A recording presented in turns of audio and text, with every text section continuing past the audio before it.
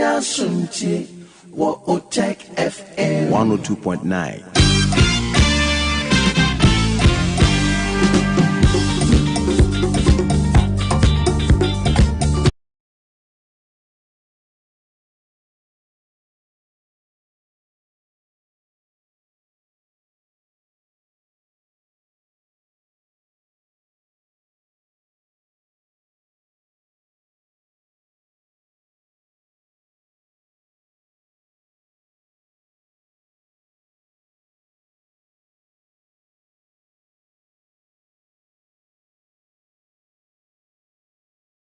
Ghana at all. I have to go. I have plenty money in my pocket, so I don't mind cocoa. Look, I'm now cutting it off. You see, it is my own bonafide property. Nobody can stop me to stop cutting my own cocoa tree. Are you great? You planted for me? Planting for you, but food and job. Am I involved?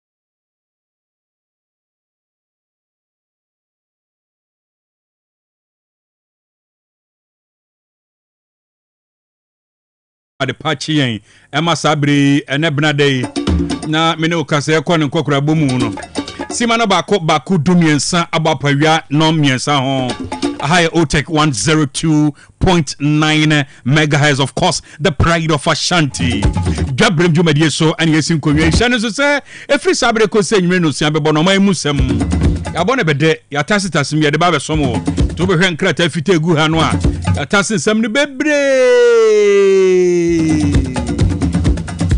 the cash, yes, in Konya, me producers, Bomber Chidom, Sadia Bribia Moya no, a free a year, and a Jordan Soko Sinifiadas Rono. The Bomber de Omay Musam, your bonnet bedet near to media Baba Somo, and your Munsam, your Bata Hobiano, the Nina Besomo, Sadia Baya Brenswa, also bet to me at Trawajin. It is Shannon Sabra, Jumedian cost on a Bill of Radio, a cred Jumedian Life, Spain, and a Gen Radio in Seoul, London, your Burremo UK Mountain Soa. I am Patmark Radio, Bar Radio, Mansan Radio, Brainy Radio, and Sahara Radio. Kings Radio, any one television, our Paris, France, Abruchimemo, Dachema Radio, and so our Denmark. Rakus FM, or Belgium, now Sky FM, our Columbus, Ohio, US Abruchimemo. Sunshine and Susabia Casa Video Code Information Centers, Ahodwa, when we try and watch Yang.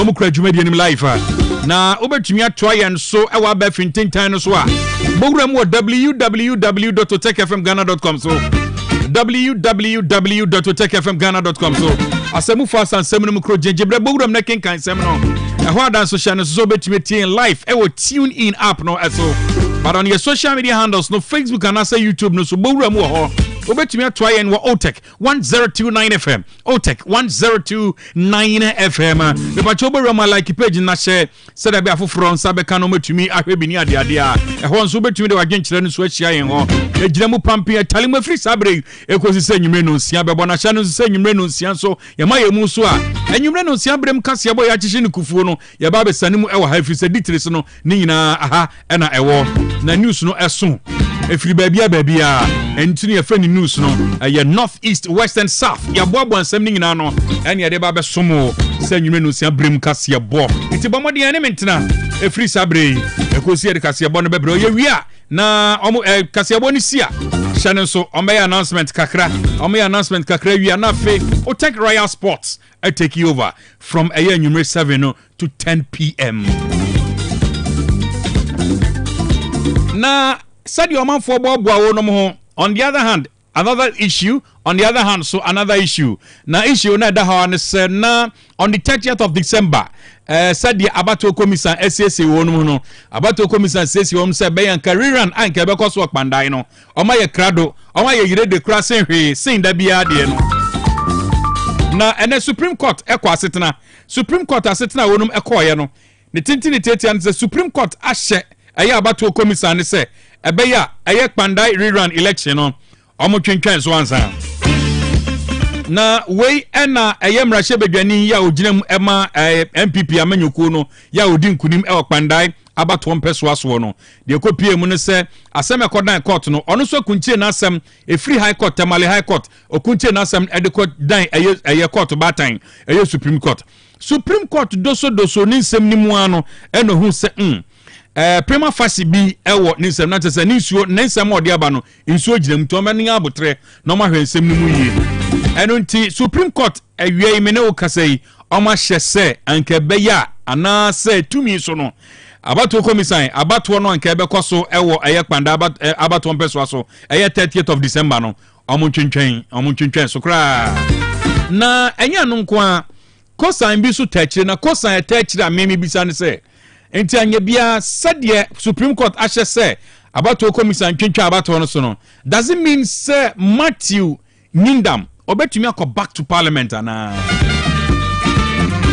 question back where that I don't know enche bia ena santimenwura obekai boko menteme ho ase bako mienu miensa bia sorry ya enche bia be na otwi mienu ntamo no adehye ebo omode bodompem ewo eye afikasie mu ne nyina nso omo twen kwan a eye ohene kase e de asem no ebefa awie ena wie ye kwan a omode asem no befa so kom akuntie no ade asemdue beba omakuntie ni nyina de egu krata so mene okase enti esa kan se His Excellency John Dramani Mahama nensa aka krata no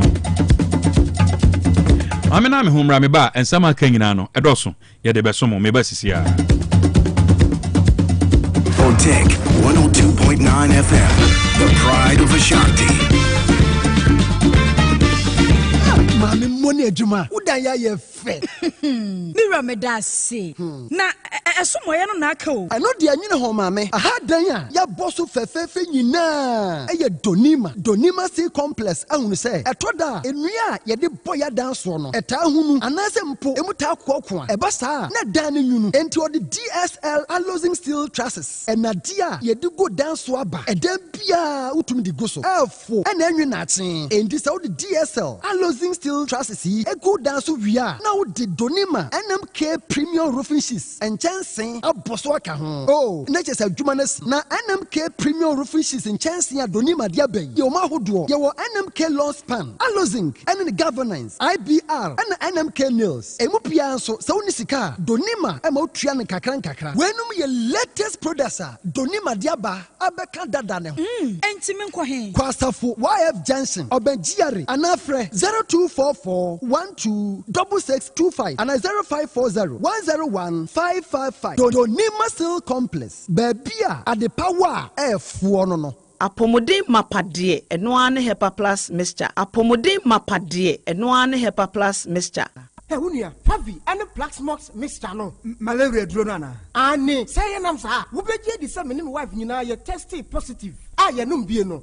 Says he a malaria one in Yina. I'm Yina negative. Adia, 1 hour, Hepa plus mixture no. And what do you swabba? Cynthia, I was so immune system. I strong the beer. Anti Pavi, a support to immune system no. Na Plasmox no so, to malaria no good. Malaria symptoms. At a say, etipaye, a fear, one more tour, and 1 meranomsa. Achakura 4 days. Na Pavi, and the Plasmox mixer. 1 nomono, to malaria and asakura. And yes, I be a doctor. For 0542 778572 and 0542 807907. My dear Grenady Pa, Pavi, Plasmox, and Papa Plus Nina. A pin for a battle more manufo, and Quadawan in Field in Nunca. Our pharmacist and her bar shop. FDA, I did Jodin Cratuyatu.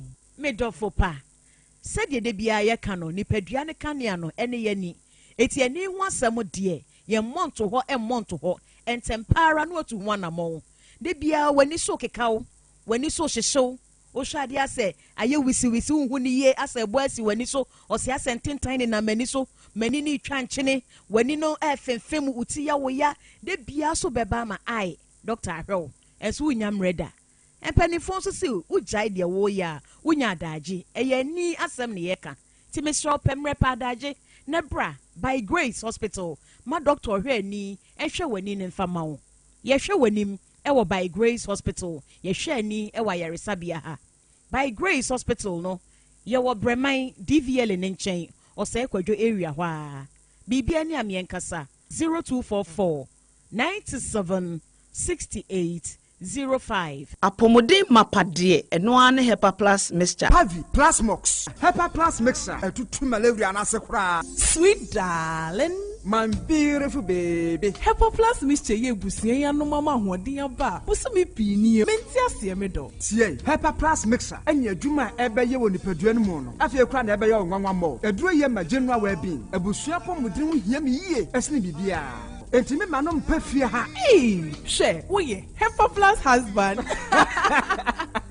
Ye de wa Hepa plus husband. And ye also wo ye Hepa plus wife. Na abo no. Hepa plus mixer. Ma je dure di pa. Pavi Plasmox. Ena Hepa plus nyina. Apemfo abato mo manufo. Enu kwada wo ni mfie du mienu nka ho. Our pharmacist na heba shop. Etufo mfre 0542 778 572 and 0549 297-463.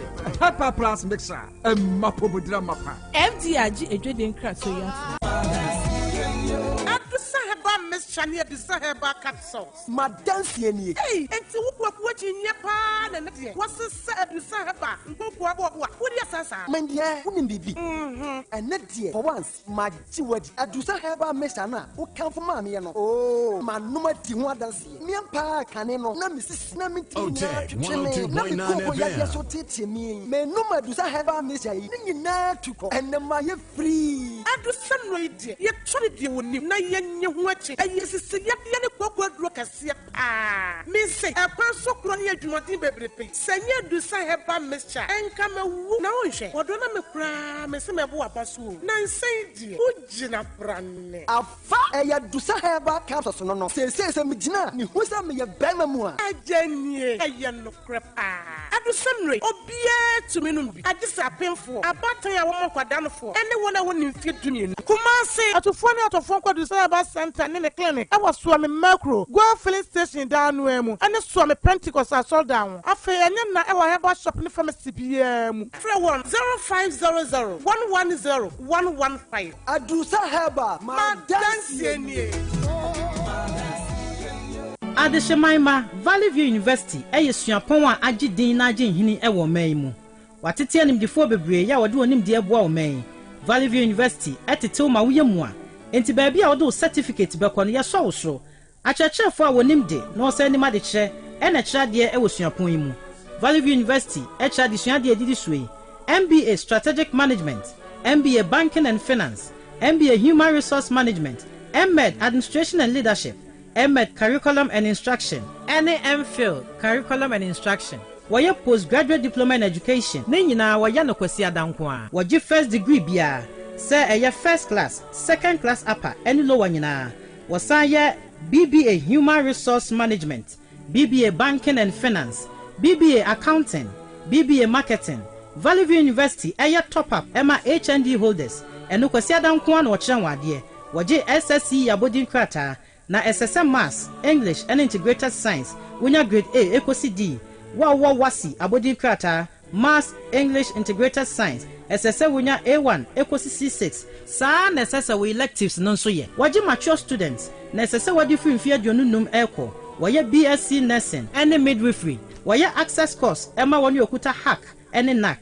Na SSA wɔyɛ adwuma bɛn mfia miɛnsa na wɔn an no nso ɛyɛ adwuma. Valley View University yɛwɔ Odium yɛbɛn rail line no wobɛtumi afrɛ yɛwɔ 0265-818266 anaasɛ 0244-786372. Valley View University suapɔn mu okunini no.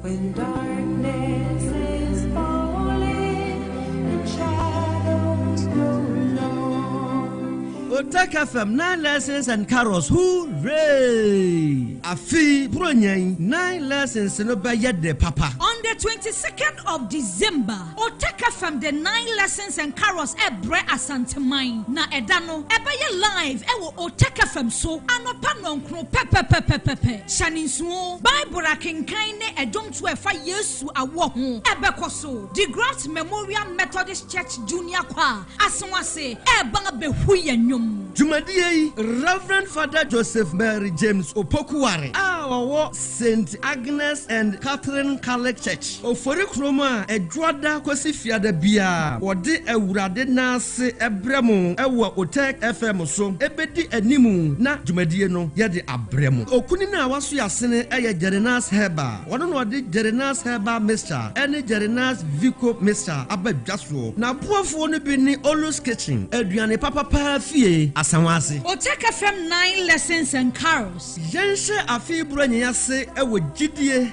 ene nkabomu.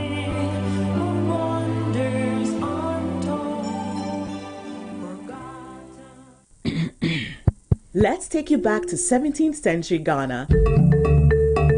In a community where the third wife of the king wields a lot of power, but a young slave girl challenges her authority. This is the story of Masasi. It's a battle for power, rivalry, resistance, and justice in this all-new epic drama series. Masasi, showing Mondays to Fridays on Aquaba Magic, DSTV channel 150 and GoTV channel 102.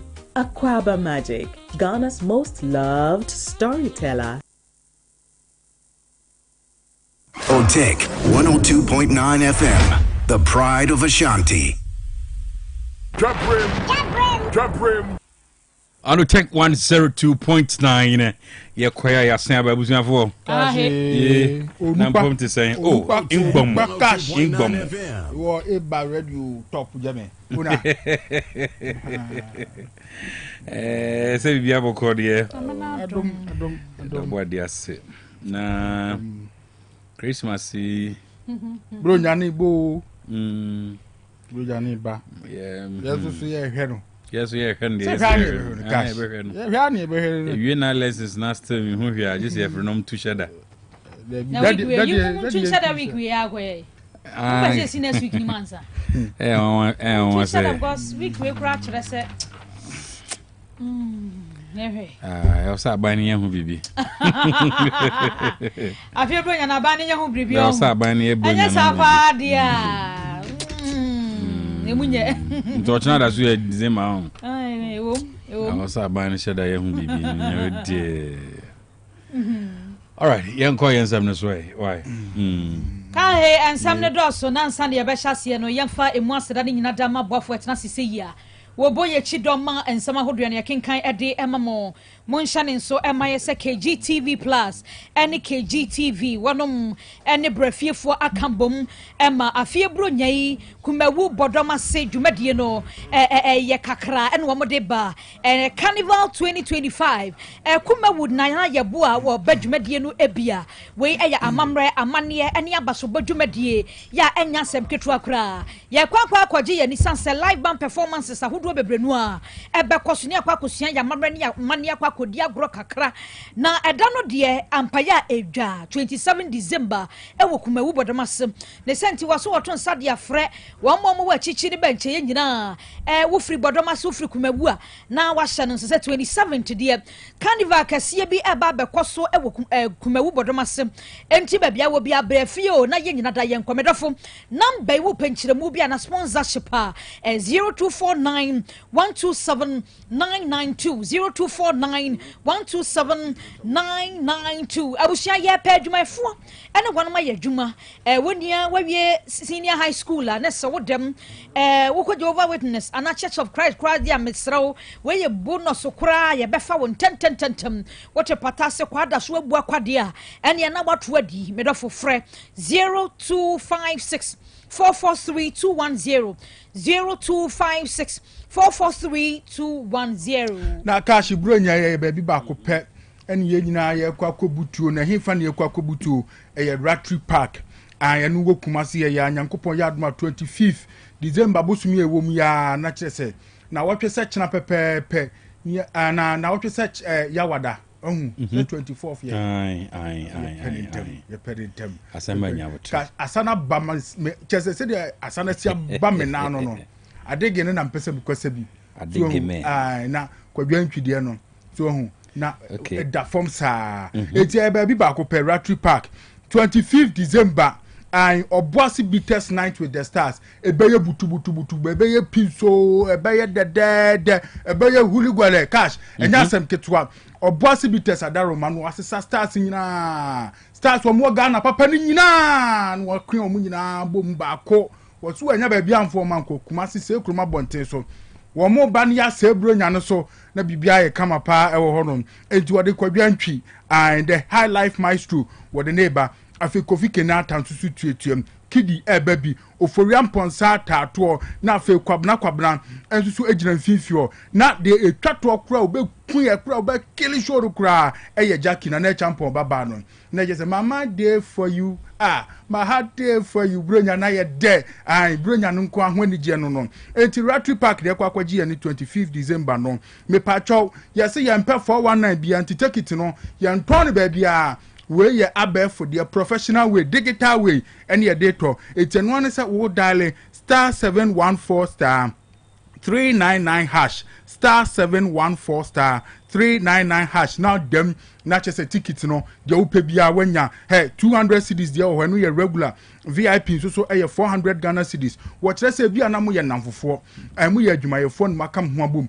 mo pese ye si table ye si pono ma mo fa ne ma ku table no so na mo nwene ma efanti anyum ni asa eno so hyehye wo honom eti frempanyumfo ene no mu ni nkomo 0244 60 2800 0244 60 2800 and 0248 000090 0248 000090 na oni mpanyufo edi nkomo na night with the stars ebasui Obuasi Bitters wonu madama ena womu efa ho kanyina ene multimedia group ena womu de breye apofe no so aba ye hwep ayi kotwa na ase 25th December ni wie pa na ye befia kese wa ba hu se honam no wadi asabre enti ebasa na no agegi ada akonwam anase woda mpa so na ohwe TV sa na TV be na behwe eye ayi Go TV na omasesa ne pani nyina dia ba sinibe na apahwe eye bushia action movie bi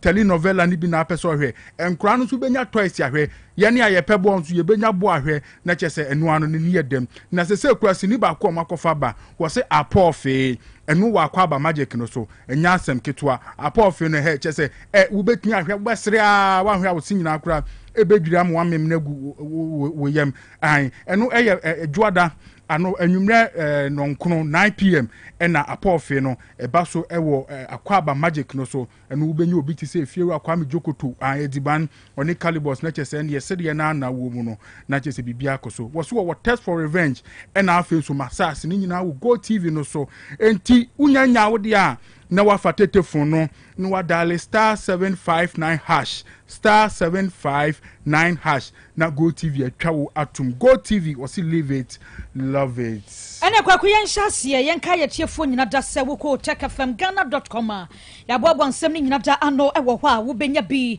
na nsɛmfo adaworo ma wakenkane ɛwɔ hɔ yɛhyɛ nsɛm no ase a na yɛbɔwuram ɛwɔ national service authority ɛyɛ adeɛ nsɛmtwerɛfoɔ nhyiamu ɛkɔ so briefing na nya nsɛm ketewa koraa ɛno ada rudela a wɔno ne da national service ano wɔno ogyina mu kenkan ne nsɛm na wabra wakenkan nsɛm no wɔde to dwa sɛ saa bere yɛ a yɛkasa yi wɔnom akye enipa edu bɔne a wɔnom adi nyina da ɛne sɛ nhwehwɛmu a wɔnom ayɛ wabra wɔn ba yɛyɛ ama yɛhu sɛ wɔn yɛ suspect a yɛde abɔ wɔnom nyina da ɛne sɛ wɔn create fake profile a wei no wɔn ɛde wɔn 18 number akeka ka ho national identification number akeka ka ho ya wɔn mankwankwan national service ntoni yɛtwa wɔn moka wɔkyerɛ sɛ saa nipa dui yɛakye wɔn sɛ wɔn pɛ sɛ wɔn no yɛbɔ ka na alawo yi a yɛtwa ma wɔn yɛ adwuma no wɔn so fa kwan bia so adi bi enti saa bre route de ato dwa sɛ ɛwɔ bia wɔnyɛ wadwen sɛ wɔbɛ national service na wɔde obi kwakwa ka na yɛfa medin hyɛm yɛma me 10 yɛnyɛ me sei ebe wi aseɛ na wɔfa hagi ska wɔabra wɔnyɛ adwuma no sɛ de adoa nipa dui saa da ɛne wɔn ɛbɛkyew na mmra no ɛne wadi enti ɛgosnem sa ɛba so ma pɛ wuro nyina wɔn de nkɔhyehyɛ mu a wɔn kɔgye ska no saa bre enipa du ɛna national service authority abo amane sɛ yakye wɔnom nanu ada yɛkɔto abafi atwa mu pandai de cash ɛho bɛyɛ nsɛm bebree ma nanu okɔtamale high court wa court no eruli yɛ ɛde ba sɛ wɔnom san kɔnkɔto ɛne abato komisa mami Jane Mensa yɛsi waboaboa ne nneɛma no akra ne kunu nyinaa sɛ nyame yɛ adoma obefiri fie bi a 28 na kyerɛ sɛ wɔn akɔ pandai hɔ no akɔhwɛ ahyɛ nneɛma ma abato no akɔ so na ɛno ɛna NPP amanyokuo no ɛne mmarahyɛ badwani a no ogyina mu ɛwɔ pandai hɔ no ɛyɛ honorable Matthew Yindam ɔmo ɛde kɔ dan Supreme Court sɛ nsɛm na sɛ deɛ si kɔ no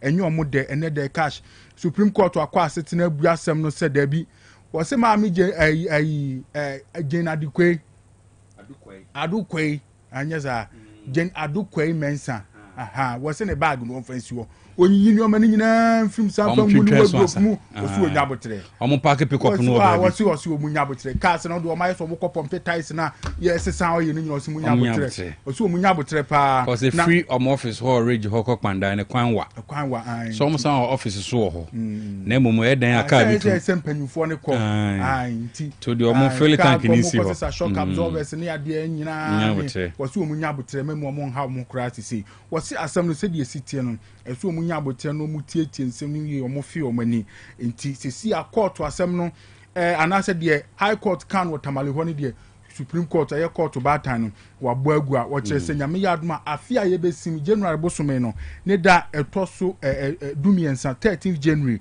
ɛna ɔmo bɛhwɛ na afei nsɛm no ɔmo atena so na baabi a akɔakɔduru bia no ɔmo ayɛ na ɛno ɛna NPP amanyokuo no ɛbɔ Supreme Court agyeagyefoɔ no aba so sɛ sɛdeɛ nsɛm no asi akɔ no ɔmo ama pɛpɛɛpɛ yɛ ayɛ adwuma yɛ ɔmo hwɛ a biribiara nso atumi akɔ tɔɔten paa kaa sɛ wɔn sɛ ankawo dan a osi etene ɛyɛ agyagyefo na kasa de na nso so obi abɛka ne de anesa but it's too early so mo bɛyɛ yi na Kufuado so na atwerɛ krataa yi wo kyerɛ sɛ krataa bi anase da obo krataa bi de betu dwa sɛ wɔno na Kufuado onam Mahama so pa kyerɛ sɛ Yewura John Dramani Mahama enhwe na ninua kenofori ata wakodi nsensem wontimi ma Ghana no omunhwe na nka eja kwasibroni ose pardon wo hu ni mobo kakra eno na ado dan Kufuado ama ne mpanyufo atro krata de ababonte so ose dabi bia sense kwa eche na mdwen wa mentiase o ade ba kwa ma special prosecutor ho yeme ho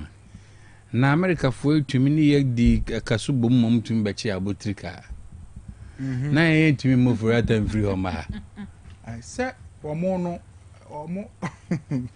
hu de o ka kra waka asemu waka se mo and say on say e bia omo process na omo de be fa no the same process na special procedure no use but e bia no omo de no was smarter than ye den so say process mu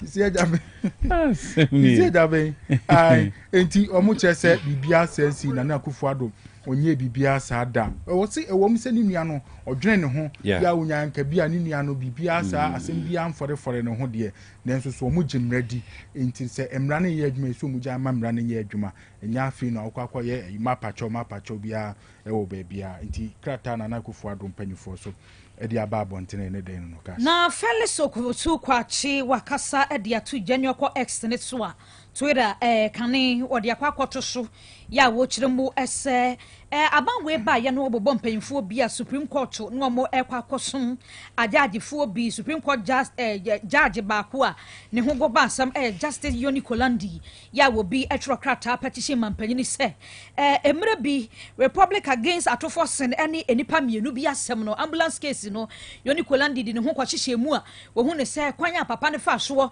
ya wodi ne dwuma sa abre no emra no ototo na se a wanfanya adwuma ntino ya bobo bodin se nkrofo bi nkwasom na se nidin san ba mu di a enya de obeto ase sa petition no mampanyini bo akire ama ne kopie me wo Chief Justice anim na ene hwemu kakra ba beto dwa ene se wo mehwehwe mu ne mu duro ne evidence se wo no entumi emiti prima facie no nti case no a na papa ye pre against Yoni Kolandi no de akwa wie nyina ne se prima facie no antentam enti na se mampanyini asan de owura yo tro sa petition nkrata akwa no ya wo kire mu ne enti a ni case no akwakodu de adu ya sisi a prima facie threshold no wantumi emitie enti na te ya sisi a Yoni Kolandi obi e de petition kwato ni kwamuo no sisi e hu nsam no de akwakosie wo ho eno no na enipa enum bi sabre ya ye kasai wo mo eye police officer sabre ya interdict wonom ya kire se misconduct bi a eni post adwuma no ebobo babura sankrofo aduam ho akwakwakọ hyehyem na ya kire se kwadu a ya de ebobo bowom na do so na mmom no ade ba kwadi mu ntintima ene se police uniform no woma display no anyhow we social ni media ne so wa bra na eni ho kwan se wonom yesa ene obi aba social media ne so a we ya ba adwuma ni we se ya no hye uniform no de ye niama bebra ense ne mfata ena ka ho bia ma enipa enumi sisi ada wo aso akwa yehye ye wo General Sergeant Samuel Abangamale wono waka ho General Corporal Isaac Mra wono eka ho General Corporal Samuel Agbo waka ho General Corporal Charles Odro waka ho ena PW Constable Elizabeth Deska Koko obai nso ka ho enum ni nyina interdiction aka wo mo post adwuma no kire se wo mo nkwatena se na wanya nsem na ho emma wo mo nuanu bia wo maka se wo hye uniform no ntumi ntan social media ho enye de wo pe bia sanse emra ebo on madwuma na wo mo ye ne ho ban nti we de wo salary ni kura no wo nya ni nyina wo benya kura na bia half ko se wo masem ya ye interdict wo mu ye be investigations ahodo na ye hu ba bia asem no ebekwa kowi cash we yetiawa yesinyam ya doma petrol any diesel afi LPG ni nyina no betete aba form kakran ni nyina ne se yese ukwadwama so a ebo no sisi no ba na eba form nti no se eba form dia na chese Ghana hanso so no adwama so ho kro no ande ekoto saa ni ye no nti eba form dia na se reflect na eba form e wa hanom sei so na bibia form dia o se ba kwaku se ba pa cause say na no to hu bebi a ukọ so nu fie na so ate se ba pa see traffic issue san okrom tie seba nipa betu na mo kakaka kwa akwasra se petro nankasa kra na nyina ye bompa se kom tumi me family na be 8 cedis so ma ya outumi se mfa o de odi ye mom 8 kra ye twa 8 kra ma ya mze 8 no kra mfa ama ya jina 10 kra nke ye jina 10 no ha mpo a de kampe 5 but ke stable wo 10 no ha okay nti nyame ya duma ye hwe animu se ebeba form kakra Asante Mantam Police Commander DCOP Osayakoto Ata and ebo amani wasi buronya ya eba bedin police for no be se apem mo betu omagu montene so ne tokro bia befa bia no ubo usa police for ho ni nyina ne se ye hwe na ya yire bambom ka kama na bibia aye kama won se eduru bronya se na amanfo free ba biba ebi mu nso so be free hanom se akọ eba no se afi wonam pizza tono ma wan hwe na ya yo see one time na bibi wani so akọ akobiri wo honom obu won so ebi wonam afikyire ba bi wakwagina ni no oba afi na ayi kwapia na matiro no wa yire no agene bag ti police fon be boban be ye night patrol ni day patrol nyina time bia be bia be fa bia no na chese wa hu police fon ti o chese ye nyina nki akomanto yem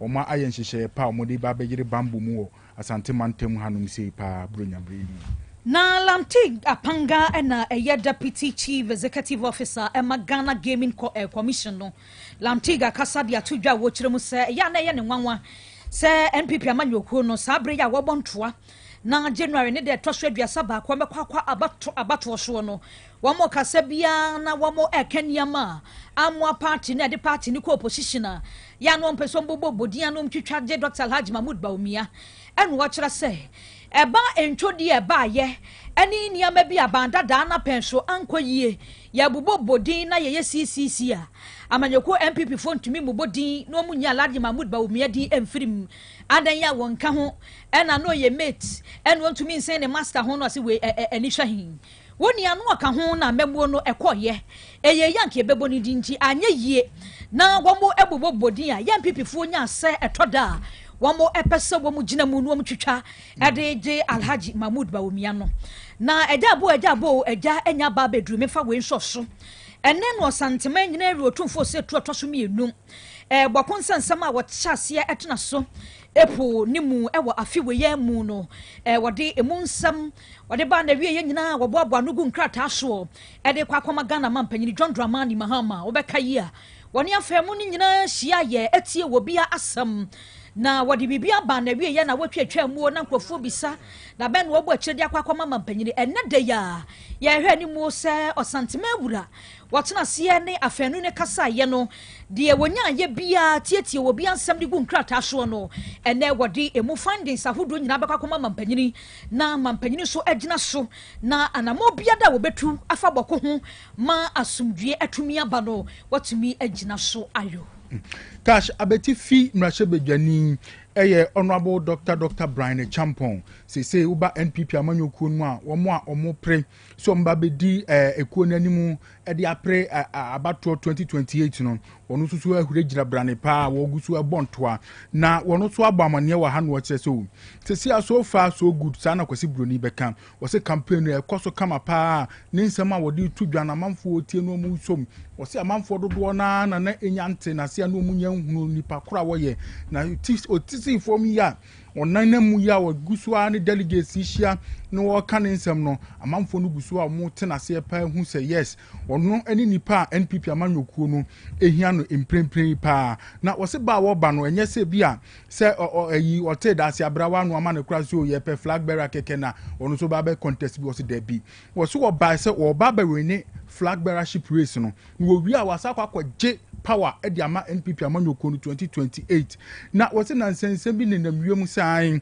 ono Dr. Brian Champon wo disika na aso di to vote na sika wo ntina amanfo edi na chido chese a wo bibia beka sa asem bia na chese ono no as Dr. Brian Champon no ase wo ye akasetia no anase wo buni se ono so ye to abama na nyeyi na chese nyani sika dia ka amanfo nto abama na wo se nye sa na tie ne nsem odenam no na amanfo atena se pa ene no omo nso so agina tumi se ono eni nipa obetimi ababedi NPP amanyokuo no enim 2028 no na odi awe ne power edi amomo eno eni amanebo a free NPP flag bearership race no mu a de ababetodwa awiei eno nso so ena yede asum no cash yemfa nsem ni nyina si wa hanum sei na eni mpanyimfo monto aso ho honum na ansa na yebekọ no emfa happy birthday special birthday wishes we enko enfama Mrs. Erica Yapokua happy birthday enko ma Mrs. Erica Yapokua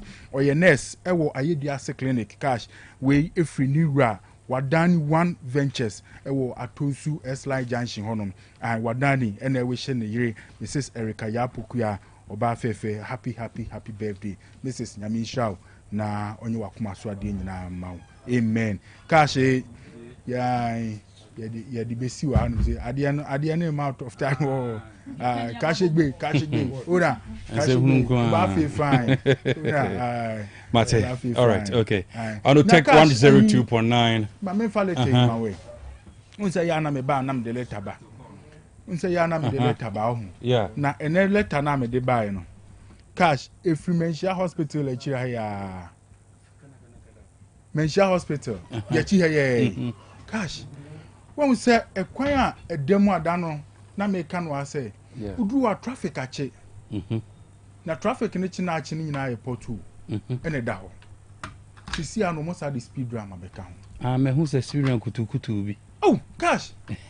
Speed ram no enye say obi tia speed ram no. Na speed ram no, minim say contract bi na dia ma obi na nsan yo. Ba bia be fa bia o. Oh, asokwa cars industry area o say. Masa, che say omo dia drop it one. Bia kwan nim sa. Na me kwa de sesi ade menhia ade na making. Speed ram na ho no, obi antia you. Na mo pa se ni pada sani this street speed ram no. Ama contract say ye meye e wo honom na pothole na eda honom no cash enti nipa no wa hunu ana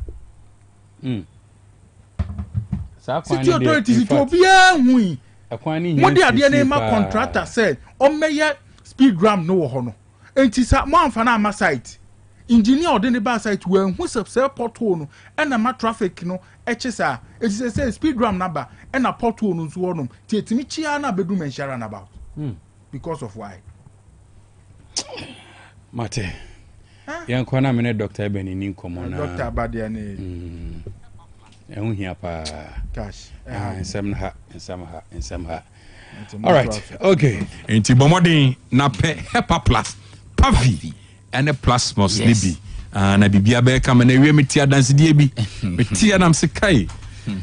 Ene ohwe microwave bo. Yeah. Na obi atumi adinim ama ne nsa ka magri amfa nko repairs yo eto foforo sa asam na ha na aka no yes te o kanam se na ye show we so no so okay me kai pa yes okay Jack obi aje microwave ni kuno to microwave foforo ama no yeah because of adwuma pa we ye we serene evangelism on Hepa Plus Pavi and Plasmos. So what you say? Yeah. Inti don't waste your evangelism tank and evangelistic tank no. Fine bibi aka sa. Fedi one dance here. Yeah. Bibi be free mo ba. Yes. Me tia dance na we na fi me drive na fi me say wow. Af me doing co speed biom. Ba Nyankopon na medro ne so ACC. I tell you. Na mesre say uti Otec FM a. Ye fam free de ye kan. Oyo ba tan na oyo ba waware mema ya bro ba ye ni kamafo oba no nkoso anko nanim oma kwadudie no yes sadi otimi convince ni kunu ma na edi kwadu no afo de ono na tadwe no o de o ya onfa nka ni kunu obenya washing machine erinti oyo ba wuti a o de ukunu free krum time nko yo bomodin kope Hepa Plus Pavi and Plasmos. That's right. Say ni nsu say ni topaye. Oba u free market kofi and awu fie na wutie Otec. Bomodin kope Hepa Plus Pavi Plasmos. First si fie. Obema no yare kro on kan kyerɛw. Eniema nko ye kro ba on kan kyerɛw. Ehye ne ho. Mano Hepa Plus Pavi Plasmos o de fashia no. Kyerɛ ne sɛ ɔdɔ a wo ma no eni sɛ opɛ sɛ ɔtena se ɛwɔ ahoden eni apomuden kwan so nti. Onom ne Hepa Plus ne Pavi ena ne Plasmos na owie sa utumi ma no kodunum bi e de to akiri so hwe na ukunu no mpe kodu a wo watadwe no kra no utumi sabi e ma no we owie a o de lead no se de lamp a ye de ne ekọ beebi a ekọ akoye ho adwuma o de fa ne kọ na fa ne kọ washroom honom de asie bia ho ye history na saa ade papa waye e de ama ukunu no obehye wa name mo best surprise na wa obehu si yes ukunu no wanya oba papa a eye wo oba no na ne papa bia so ese odema no ode be ma ma wani we ebehu no Hepa Plus Pavi and Plasmos oyo obema ebia no matter said Otec ebebo dawru wife nto bi ma ade na wa nto bi no o twen so wife be ye ono so nye na dwen se odwen wapomuden ho a wan kasa Kope Hepa Plus Pavi Plasmos. Anka ye kakra anka akode kra de oboaboa no a ye mo adamfo amane. Nti o kofia onum sa di kura na de ko. Ti o ko no atompo no. Tompo no ko do. Tono kwem. Je na efesa anka obedu wife say je Hepa Plus Pavi ne plus so manumbi. But o kwadu kakra of mama. Wow. You know. And say nam dodo and say Oh yes. Hepa Plus. Ebi anu di worry 5 ndada. O too crowded sanje ka ho. And say Hepa Plus Pavi and Plasmos Misrao ene de ye makasa no wa. Sir. Kwajibinom. Mo Dru Nyankopon nam so eboa ma ya pom ayenden. In fact, adanse a eba no dodo no ase dog. Mitie o na wo se ye nyare kra ye nom ampa na me so me nyare. But me sha ase nom Hepa Plus Pavi Plasmos. Me ho se sa na enemi wa hoden sen. Se na me nyusu Hepa Plus no pa no. Mesre ebia wo ye doctor utie me. Wo ye nurse, wo ye lecturer. Ebi kra mpo a wo ye obi a wo pamade. Wan kasa wo ye mpaboa, wo ye medicine. Wajuma wo ye no wo ye driver ni, wo ye police ni. Obre like wajuma wo ye na enough from awia dust ko mu je say enema ebovra system nim no aduane kra obedi no sometimes issue. Ma Hepa Plus Pavi Plasmos no enye wadru a eboa ema opomuden no egina yi. Eno na me de me number betu dwa me ma that option say de me campo won se da anyi ni a wo de fa kodu no tu akiri asema ne ehwe. Okay. Ti du ahomache a wontumi nkrama na usufre onyankopon enye oja ena ode beje osu ana. Oban so a word out wo menstrual issue ebi crowd infections bi hunahuna enema jegu wani abi abroso a wompe misrew enkan bi ni ade no ompe. Ma Hepa Plus Pavi Plasmos say ni su ana ne topa ye enye wadru ne yenhwe nsenkyene a nipadua no ebetuma mo hunu se oye de aboa wo obaafo atadwe ne bitutu akiri ompa atadwe a neutral grounds eno me friend coconut nsu. Okay. Ehone de neutral grounds no de wompa bia no tumi ba be fine refuge wo coconut nsu nim obi aso a odi bia to akiri no e wa dance a odi. Last time lady ba kon se dog enema na na eyiyi na akiri kwa na mesuru but me to aso no madru no enyiyi bio ma he free nso Nyankopon na madru no so eboa. Lady ba kon so menses for a long time na ma Hepa Plus Pavi Plasmos ene odi na dance. Me personal lines yi frame. Also doc me sana ya name titriti. Me ti me ya pa me ya che. Doc me chi bremo ya na twetwe me to ase enye me yie kra. Me nase tumi peja. Me mudrua na nansan eye. Doc me ntekom, me ntinsu kom ama me Johnson ani kra no asesa. Me srew enupa no de na me ye betumi aboa me. Ana me de me nyare kra doc me nya ne sei na metumi anu maduro no ehunu sei nipadua no eboa me. My personal line is 0542 77 85 72 0542 77 85 72 and 059 13 67 898 059 13 67 898 Owa manonia 0542 807 907 0542 807 907 Hepa Plus Pavi and a Plasmos kwajibi no mo ayana me can with all passion say obi a onya Hepa Plus Pavi ne Plasmos no me nema mienu it does still wa harbor some element of doubt and all contemplate. Okay. And I say ebia sika semno and I wadwendwen ho to the extent say on to me emfa price tag being too ni nipadua ne health ne so. Okay. Enti sebe ohunu de enti on spend the 60 cedis e ma onu ane body na and na bua na ma 60 cedis only.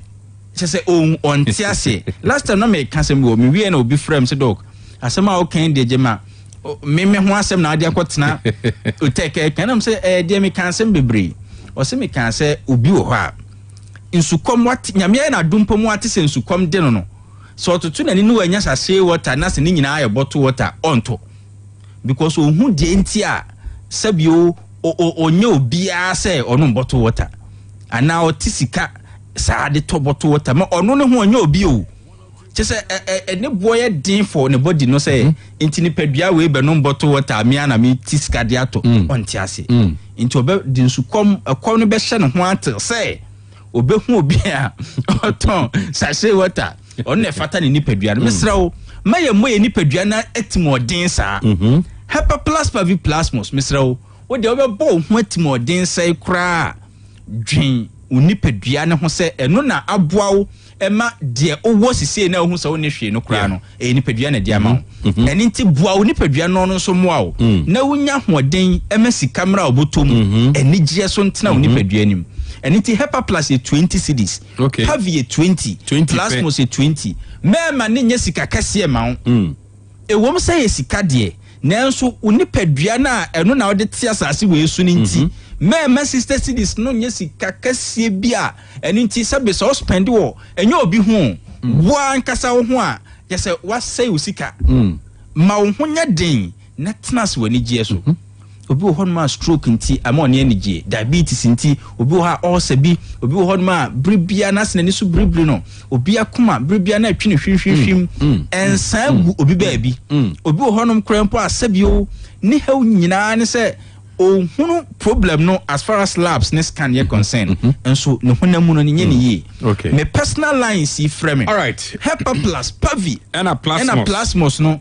kwa jibinom baby eton adro bia no de yi sister cities fasum wa wo nipadua no at least ma nipadua no so hoahoa ne kakra man Hepa Plus Pavi and a plasmos mani binom na uyo bema unchiri kwadunku adia mani bini ya hia nente kasai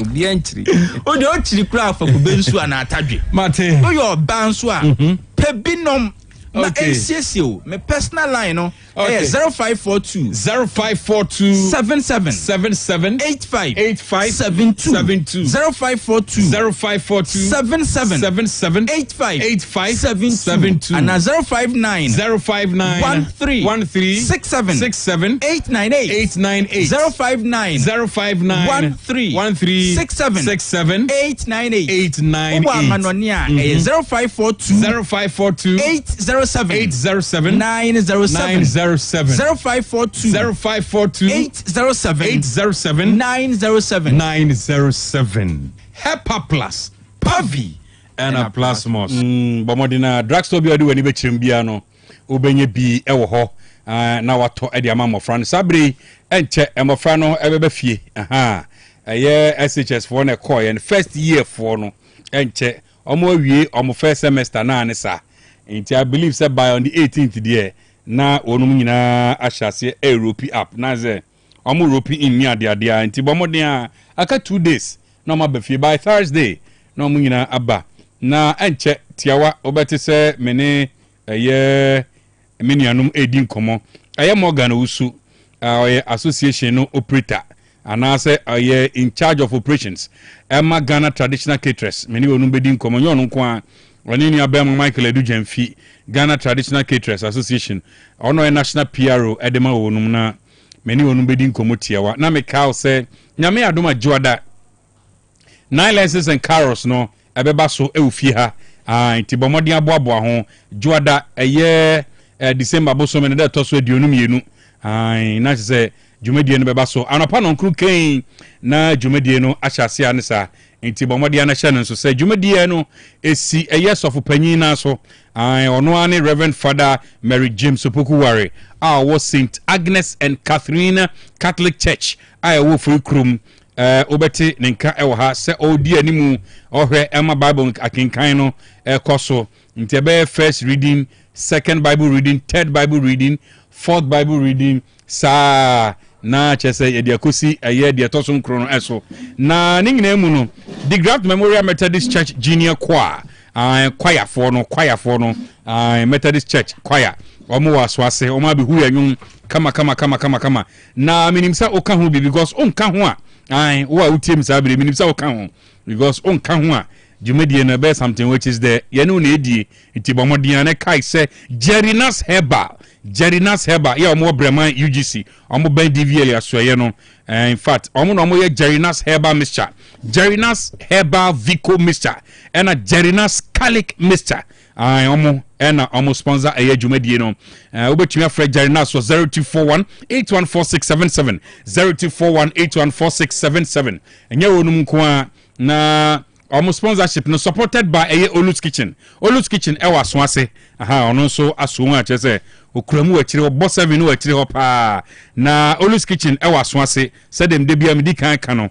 Ana said de nra me kan ye no. Olu's Kitchen bronyai ehobe de 25th. Any 1st January. Opepombo so me de di kan 2026 mu no.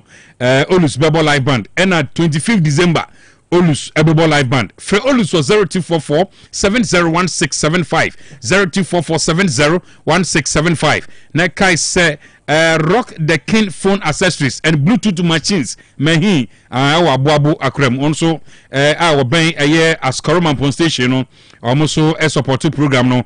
Bamodia fair rock the king phone accessories and Bluetooth machines. Ewa Homai so 0244 585336 0244585336. Nation say Sarakoba Boutique and so can be El Swami.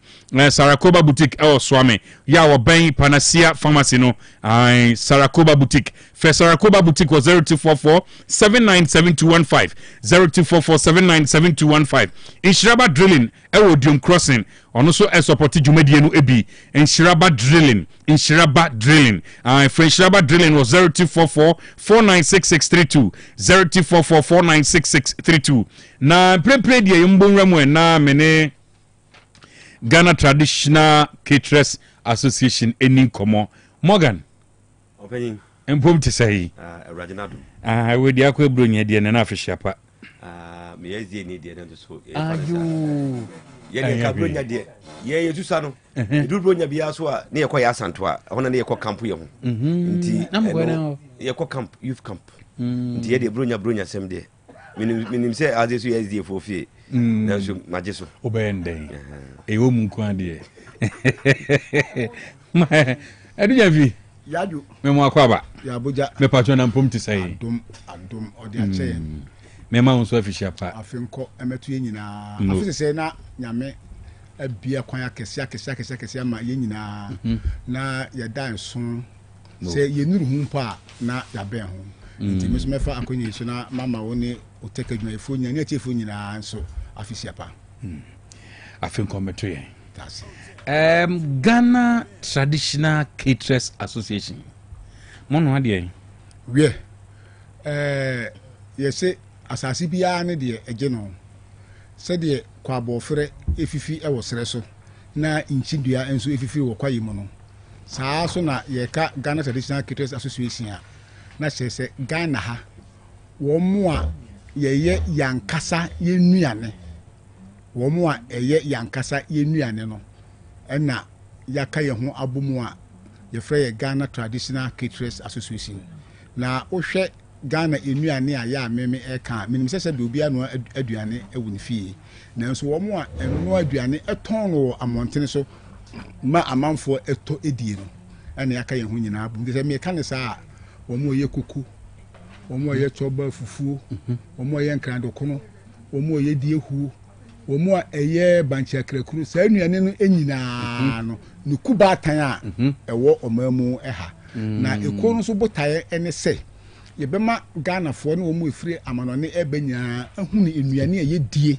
ewo ha ene pa ewo ye nuane num ene nsunsuanso a ewo ye apomuden so woni se ene baabi ewiase ekoi ewiase asesa nti ene enuane foforo do no na abefra yemamu efa yen edidie eho nanso wo hwe kane a na ye nananom ete ho no ma na wo mu di yenuane ene enna enuane foforo free ama foforo so aba abefra mu a umni se insuanso a enya ewo ya pomudin eso no yade a ekọ animu pa yade a ahodo abayi nyina ni nyina afire kwan a yefa so a edidie nti yeku no botaye ene se yebema Ghana fo ene eku yeduane ho na yedi yenuane na ene pa ewo mu a ebebo ya pomudin no so no etumi apija ama amansan nyina okay nti se monante se pa no na maybe so eku no obi kan o se fe America kreni ntem Morgan then akofa eye nkenya ya san ba biom asara meba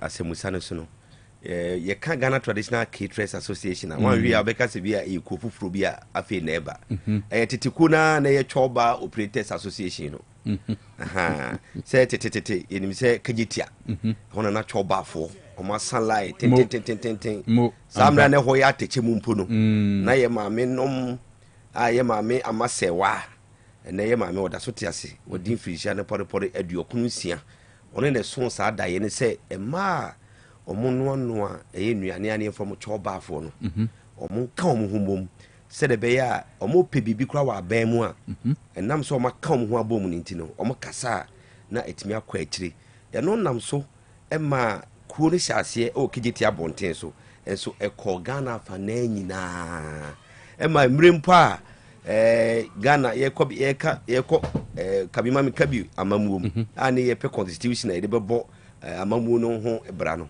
omo ye fefre omo se omo mra na omo mechechira adwen se de be ye ibe hu kwan a ye de ye mra no ye de be fa so no na Ghana Traditional Caterers amre no na omo ye choba fo no na omo di mu akotene ye no kra nam so bi ene ma amre no omo a na ye be ka so omo ye opposition to constitution no 1992 constitution na yenuamo MPP for edi mu akotene no omo to sa constitution ni se choba constitution every say sebi ya ma choba fo nyina akokire o madwen ekuo no enko ba bia ekuo ni ba 1980 na emom ekọ aban mu ekonya aban tumi krata ne de 1982 ifiri ho no omadi omudwuma ebedi sanre na yanyina enim se mpanyimfo omo so ku ni mu no bebre na mfie no ekọ omanim eseju so mmebawa na abeso aduane ton ni mu ehone ne ma ku na ho den call from kakra na so na me bisa oredu jamfi se mfie kakra ni na yentimoka nokre na afiden na akofa nkenya ya bai ese ya ye kasai ye maame amasewa ono na ni so ade hunu ma eku ni bae no ono ankasa ne ba aye friend na anim akari otoso mienu otumfo atipe hene ni fa hene ona yesi eku no wasan be som na de o kanyina ne se ne maame enya ni so ade hunu emre atwam na eno boai emma ye constitution kra ye kodro ye no omudin ba mu bidia ene on tenase emma ekuo no ahoden no enkofom te se wasomu a wo kenya ekuo na afia ye besim yakopon de enkwache ya ye di dwumade bebre egu akwan so a ba bibia obi a hye bia se de menua adujan fikan ye na odija eka aduane ton mani panya bidie ne de ye ba betwon na wabeka kuo no na ntetiye ene nkyerɛkyerɛ a wo so unya na odwumade a wodie no so banfa so ma wo ene wo mo a ka me bisa se edie no obi bia oba be join kuo no emfaso ben no benya friko no emfaso ne de efiri emra ekuo ni baaye a na bibia ba ben mu no mutimi kɔ ekogibi ekwan a obefa so a obetimi asiesie ebia wo ye waduane sebi enkonwa na obetena so ene niema na de be ye aduane nyina no no mutimi gye obutimi gina ekuo ma na nam etimi kɔgye na mo a muka kuo ne ho na mo wo go stand no mutimi tuatua ne kakra ntu beti woni awie no na niema wo hia wo de waduane nyina na won saka efei de na ye hia wo mpa ayentete bise obi a wo to aduane ma nipa enya bidie no se waduane no adwuma nim ye nimu no sa anko yi a ede yare ene oyoni ene de bre nipa omoba bedibi entete ye pa de na ya de a eye bukuo ne botaye se ebetete ama wo hu hygiene se kwan abefa so waduane ho bete afeedu so yenim se ye didwa no fa so nti ene ye didwa kwan ben na abefa so a obehye wo niema broni beka se bookkeeping so obehun se mede niema sei ene ye na ho kai sei na meton ye no so ebeduru sei emre bi atwa mu no na ni nyina no yeto abomti adwuma na wo ye no obese wo hu ahoden ankasa na ewo adwuma nim se wo konanim ana se wo ba nachi enti we nyina no eye nteteye ahodo a ekuo no emre bi atwa mu no omo ye edema ye omo members asamre ye kasei yes na be shase bio amasantete no etimi akoso afeji so ye wo akansie bebre ya ye members no omoko enche bia 2024 rather ye kuo no ko gina Ghana nam ewo eye Togo ekoji abodin ai wo West Africa nyina eye cooking competition eye indigenous cooking competition mkono aduane a eye ye krom ye titinu ane na ira no bibi te say apapransa edibi ene de keka ho etomo ene niema yi say na manfo adwen free ho no ye no no mko no aye ema sebi omo Togo ene West Africa countries ahodo no mpo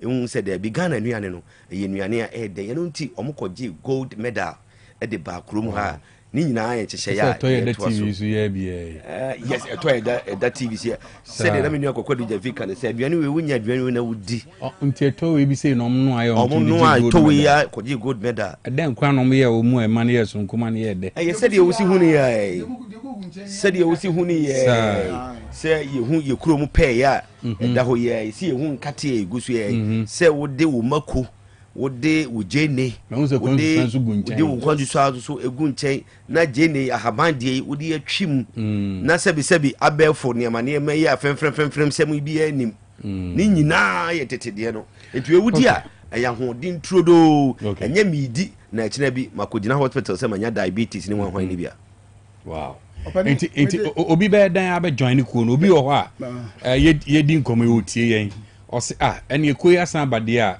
mesan akodwan na wo bedwan kwan ben na wo so ofa na wo bogura mu Ghana traditional caterers me de kakra be ka menu na wo bisa emfaso a ekuo no members na wonu nya no he ade ba kwa se ye ene se ekuo no etu anamon se be aban bi si terminal biaro e beti ba ye hye ya tobafo ana traditional caterers for no so no e beti ba nya baabi aye wo mu aduane ye ba kuma se ahya wo hwe kegeti ade na na menu e kan ya kane no na ye nim se de tobafo isi etie ebra ye besesa kegitia na ya dane ani no kemi echeche ensase ewo ehonomo a sansase no a wo mu cheche no ye ma ekuo no ebi a sesi a me no ekasa ukọ kegitia opposite zoo ehonom abrunsan kese bi no a esi wo esi ayi no enchen ehono ama ya twe ho ma so abrunsan no modi wan fran omfreno na omfreno kejetia mo aha de yanka ho da no aha ya yanka ho da wudum sa da no na Ghana traditional caterers for edia oh okay na all states ebeji sa bre no papa no fa ya twe ho manso for over 26 years wow ama ene ruling aba ye di edan no se emra me di Ghana traditional caterers for ensem fi se ensem o course no enyina no ye hunu se eye wo mo na sa asase na ye wo mo ede wo hwe nkrata ye kura mi nwe ya rulings ahodo ya akọ aba rulings ahodo akọ di se edan na abedim ho se si a de court ruling enu akra po ye ko ehun court wo mo aye ada suits ene ho eniema since 2006 ana ya twe sa manso no a ebisi ene na bibia awie peyo asese sa eda no aba abedi Ghana Traditional Caterers Association nti ye fa sa akwenye so na ya ma ye members nyina ate se sa eda no se court adawroma emra aka bibia nti wo mo a court ama kata so ye ntu wo mo a ewo mu enyina ama ya ye sa adwuma no nanso nipa no a ono so se dan no eye no edia no anamon bi a wotu no ai se court insise ne court aka bia no onu de wo mu anya de a wode ebe adwuma nti so mo de be famra kwan so oh me say ya wie ye wo rate of possession ni oh okay rate of possession ni ye ma rate of possession na kwaje execution order de ka ho a na ye say ya kwan abie se edan no ana sa japade no wutimi kɔ na wokofa na ye de asundue kwan so ni nti na ye bodero ye pese ye ka se panyina e se ekuo no di animu no wo ye ohene ne maame so ene ti ekuo no nti sebi wo de ani die emma empanyifo wo de ani die emma court nti na wo de court hyehyɛ na aye adwuma from 206 ebe December to omo a omo de omo se patapa na omo de be ye adwuma no ye ka kire omo ti dan ni mu se obi aba wo nkyɛn na ono be ye hyehyɛ na se nye Ghana Traditional Caterers empanyimfo a ene nipa no enye hyehyɛ bia na akoye hyehyɛ na wo kodi mu a ene ba bia wo de wasem be fa no nti ma say abrosan no minim mo plan de na mo hyehyɛ mu no abrosan no eden poten pa na mo de be ye oh sebe edan ye na ye hyase a na ye ye na ye hyase a na ye sie botane nyina ene se na ye beye amateur bafo no enya baabi e wo ho edi wo mu edwuma ɛna yɛnim deɛ ɛbaa yɛ a ɛkɔdi saa nipa no nsɛm a ɛba bɛyɛ no ɛdia but ɛnɛ court akasa yɛn nyinaa yɛbu mmara Ghana hanom mmara ɛna yɛde ɛyɛ biribi nti deɛ yɛka nyinaa ɛne sɛ obi ɛte ɛdan mu na sɛ ɛyɛ Ghana traditional secretaries for edi mu ɛna wɔ ɛte ɛhɔ nom a obiara ne tumi biara sɛ ɔba ɛbɛka mu biara mate nti sei no dan na bɛdi mu nsɛm no sɛ yɛwie court nsɛm no berɛ no nso so aso ba mepɛ sɛ moka no pefee sɛ na mebisa sɛ dan no sɛ mode hɔ bɛyɛ office na mo register members anaa adeɛ kye a moba akɔtena hɔ kɔsi sɛ adeɛ bɛsa yɛtwam a yɛakyeakyea mo office ankasa deɛ yɛwɔ office no kora mmienu dada the national headquarters office no ɛwɔ culture center ɛna woba kagyetia inside Obuasi station inside Obuasi station hɔ a ɛyɛ president na ne personal office ɛso so wɔ hɔ a ne nyinaa yɛde yɛ Ghana traditional caterers ho adwuma na sɛdeɛ wobusa dan no deɛ ɛbɛkɔ soɔ no ɛnɛ koraa no Kumasi Mayor mfidie ahodoɔ no so wakɔ so akɔkasa sɛ ɛdan ne sɛdeɛ ɛsitie no si ama so sɛm ne nyinaa Nyankopɔn adaroma ne nyinaa akɔda no ɔmo ne ɛyɛ Ghana traditional caterers a ɔmo ɛne yɛde hɔ mema a ɔmo no ba bɛyɛ nhyehyɛeɛ sɛ wɔsɛ dan ne kɔ fam a ɔmɛma no akɔ na deɛ ɔsɔ ɔmo yɛ a ɛde animuonyam ɛne nkɔsoɔ bɛba no ɔmo ne mpanyinfoɔ ayɛ saa nhyehyɛeɛ no alright okay ɛna korakora so no na wɔka registration ekuo no ɛwɔ Ghana afanan nyinaa yɛwɔ regional offices yɛwɔ district offices na ɛbɛtena akonnwa ɛso ho wɔtumi a equip all the offices with computers yɛ a yɛde ɛyɛ registration nti yɛ registration no ɛnyɛ sɛ bi Kumasi anom nko a ɛna yɛ no yɛwɔ regional offices ɛwɔ district offices a registration no yɛyɛ a ɛkɔ so ɛwɔ baabi a na from next year no yɛne district assemblies no aka abom ya yɛba bɛkɔ na district assemblies fo nso wɔn health and environmental units na de wɔn ho afra mu na afei yɛahwɛ na yɛayɛ national mass registration yɛda sɛ papa yɛda mo ase paa sɛ motumi de asɛm a ɛdɛ sɛ aba bɛto yɛ anim megye di sɛ obiara nso yɛkɔ no so yɛka kyerɛ amanfo nyinaa ninth lessons and carols no yɛn nyinaa yɛnim sɛ afe ɛso a ɛwɔ sɛ yɛde na aseɛ kɛseɛ ɛma twe di ampo boa bɛduru deɛ waboa yɛ aba abɛduru no Otec ɛnyɛ wei ne deɛ ɛdi kan yɛ a mo ɛyɛ na sɛdeɛ yɛayɛ no mfiem abɛdu saa afei no yɛto nsa ama tiefoɔ nyinaa sɛ afei deɛ 22nd December nyame adom adwoada yɛ yɛ sɛ anopa no nkono nti wɔn ka sɛ carols sɛ yɛ ka sɛ carols night nti we dey carols morning nti we dey Otec carols morning nti no yɛ to sa amanfo nyinaa ɛmɛka dara to so na yɛmɛka na yɛ na Nyankopɔn ase ɛho hia paa na na dɔe ɛwɔ hɔ daa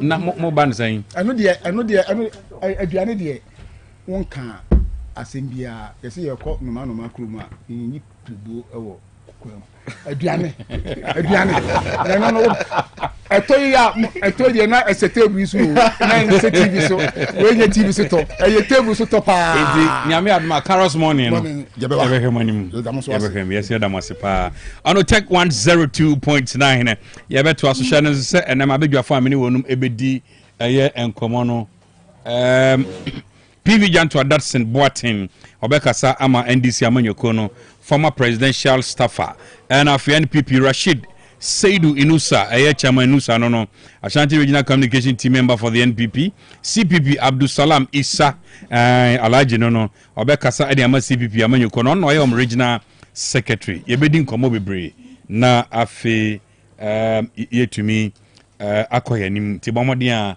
na shanenso why ehun ya panti nyame adoma joada sade okan carols morning no de tebia ebeba so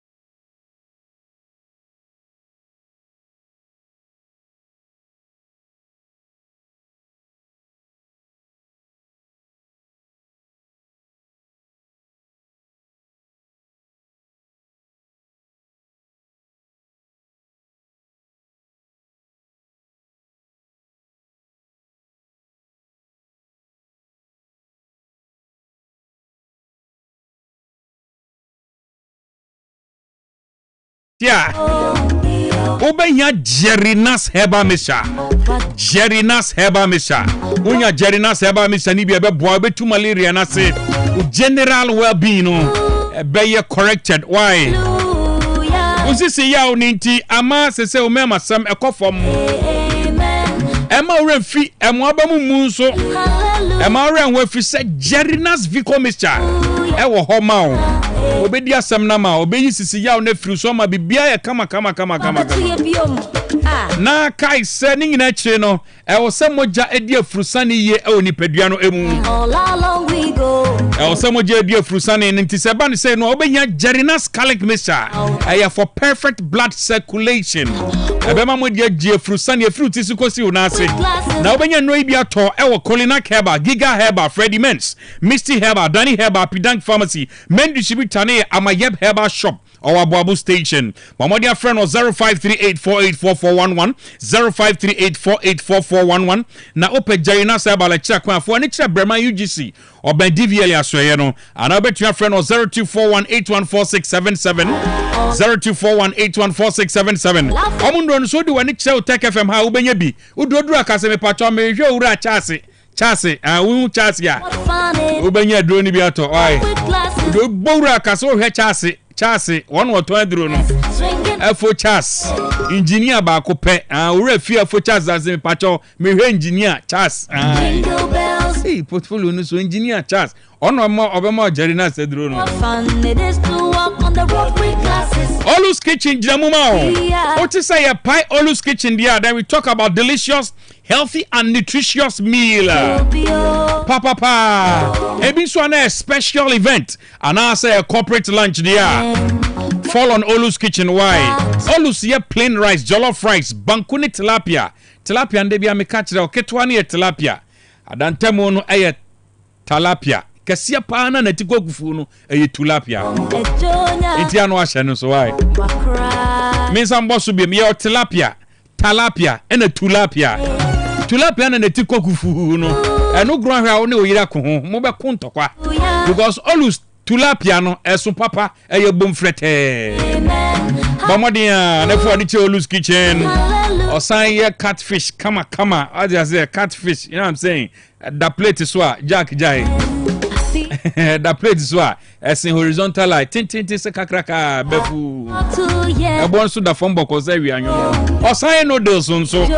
It is an so bia na a special event be decide for just a bedding tour engagement a year just a juma dia bia. E bi kra me na be se na e party. A party dia patch fall on Olus Kitchen. The dia na near come up. Ono na make us 25th for be live band no. And after 1st January and so Obebo live band. Alus was your bezi aso dan Frolus was 0244 701675 0244 701675 and 0595999227 0595999227. Globis Recruitment Agency Limited the two Safro Sabra. Na onu mo di kan ko interview on the 3rd and 4th December no o ma wie o ma chase bobo mo de bia me ka se Globis de ne hujimu a a visa before payment. Visa ne ba ansa na what yes kano. Enti bia na obetumi a cleaner, motor rider, security guard, obetumi aboa e warehouse adwuma mu ni ade ade a. Shano so say adwuma ne da Dubai, enye ha e Dubai. Interview date no nyame adom sune aboboso aba beduru ho e ochena. Why? E won krampuni mantem e wo SCC Junction. Akua Koma Plaza dan ni mu. E room number 20 and 21 e wo Accra. Anopa no nkru kain na interview na hyase. Na hyane so dodode bebre adwuma na okoye num kwan obefa so a ubenya visa e dia ya adwuma no afi bebia obeda kwa obefa so obekwa adwuma ho dodo kakra ni nyina company na behwe o. Na mom Globis say oba for passport ebra na face so o passport picture fa kan obra. Medicals no so betua 500 cedis. Dia car ne say over between 19 years to 40 years. For Globis Recruitment Agency Limited 0543 561213 0543 561213 and 0206 464 748 0206 464 748. Mema refi say a visa before payment. Na yanko Osbel Blocks Factory Ope Blocks papa e de di juma e okrom ha Osbel Blocks Factory. Papa Nankasa Honewo.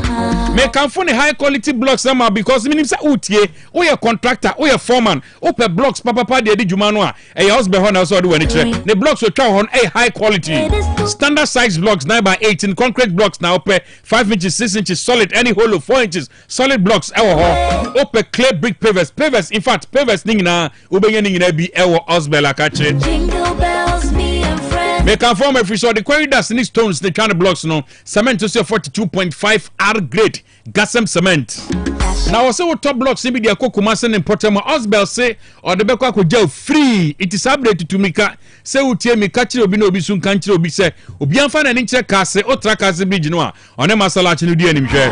Free Osbel Blocks Factory 0244377612 0244377612 and 0244043805 0244043805. Now what you mean Osbel edin komo e da phone boko o san to kai bomodi anako personal one before boil Christmas. The person ko to ba ko de boil because ne bo no ni nyina so da form e cool pa so yan kran na say djuma cool.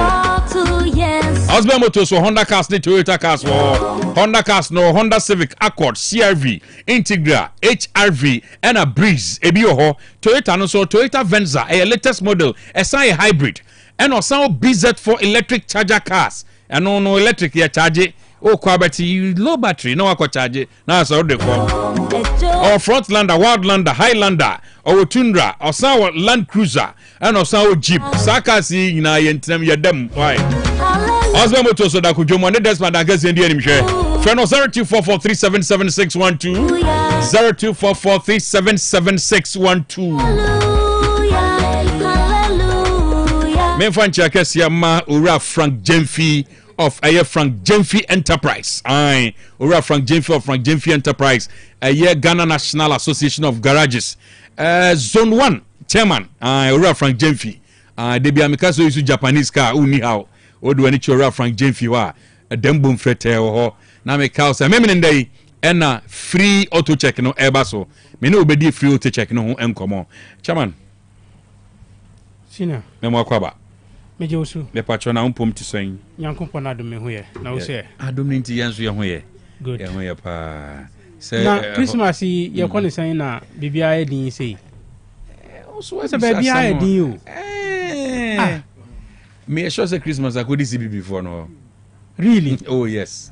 See before tonight Christmas no so. I am say o me dispute this one. O me dispute. Omo kro omo muchiro omo chen no mi. Eso omo ni hwe ndo mbezi ezu ebedi na omo atena so. Na chese abro. Abro. See before na atena so. Salam ni o say go fi atena Christmas no so. Alaji. Gosh. Emo akwa. Yeah gosh. Me pacho na mpom ti say. Ah, dan ko pase. Ya da obo dia se o san dia kwa san ba biom Esma si dia yo unya hu hwe on oh se etim oh yetim yetim mama nu do mu ye no mama mu ye nkan cha man sa na mai no any mum you do the needful so chama ko ga cha yu mre mama nu do mu ya mama mu ye nkan cha man ezro bibia be fine ezro why o dada bibia be kama na alaji panda die haise madabi ma mi ko chama inu sa chama inu sa na o ma ho prophecy na won ti ase a what are you here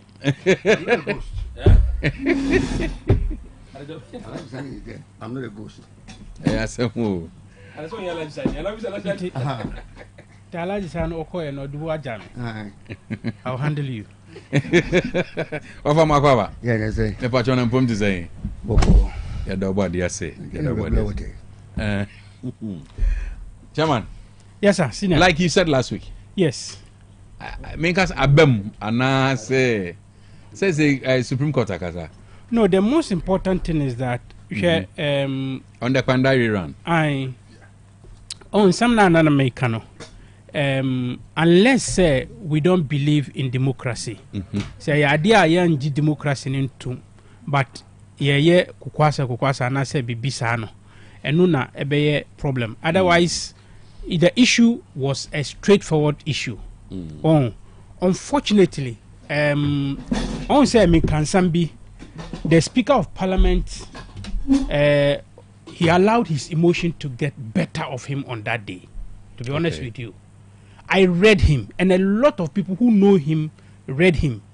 That a buffo and all that is not what he came to the plenary with. The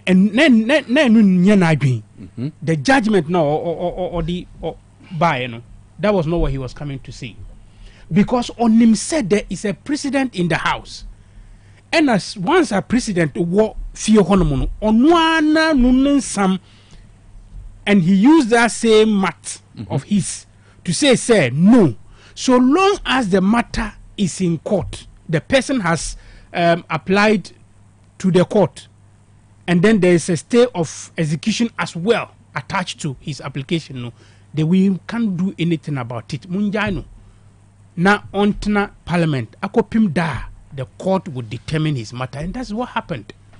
I don't know Edru way so na, and you don't want to handle it that way. But the point is that overall honomo, not the minority was bent on making sure that we made the parliament ungovernable.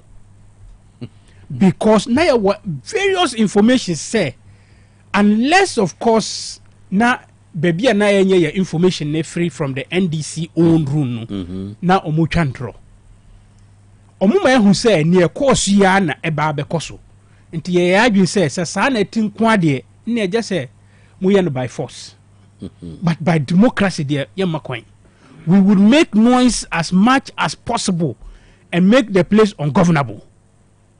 Unfortunately, the speaker disgraced the parliament of Ghana, allowed the noise and the fighting to be going on in parliament, now onusu ekoswa edi parliamentary business, which was very, very bad. Ebin Sida, in anywhere in the world, Ebin Sida. Whilst your own parliament, the August House, the house that is full of honorable men, chaos is ongoing, and you sit among the chaos or within the chaos and conduct business. That was unheard of. But to say Sanamidi can last week, he only said he can't do that, and that cannot happen in this country, except to say people will close their eyes and act as if the law doesn't exist. But the wheels of justice grind very, very slowly, but they are always steady and certain. Nukreno bebem, unless people just decide to twist the arms of the law and say mranini, but kwani juma, and that's fine. Otherwise, there was no way this issue could have gone any other way. Even though we are not discussing the substantive matter that is in the court. Without prejudice to Nsamna Ewo Honomo. That's right. We are discussing what has already transpired and is a public. Though necessity and by January 13th, 2026. But my question remains that it is a Matthew Nyindam. He has to go. Back to parliament. He has to go to parliament. And, nothing can stop him under the laws. So to trust some no then they can do that. That one, you and I don't control it. Obi Bisase, under which frame of the law and Masamura Granzo so sanko back? Absolutely right.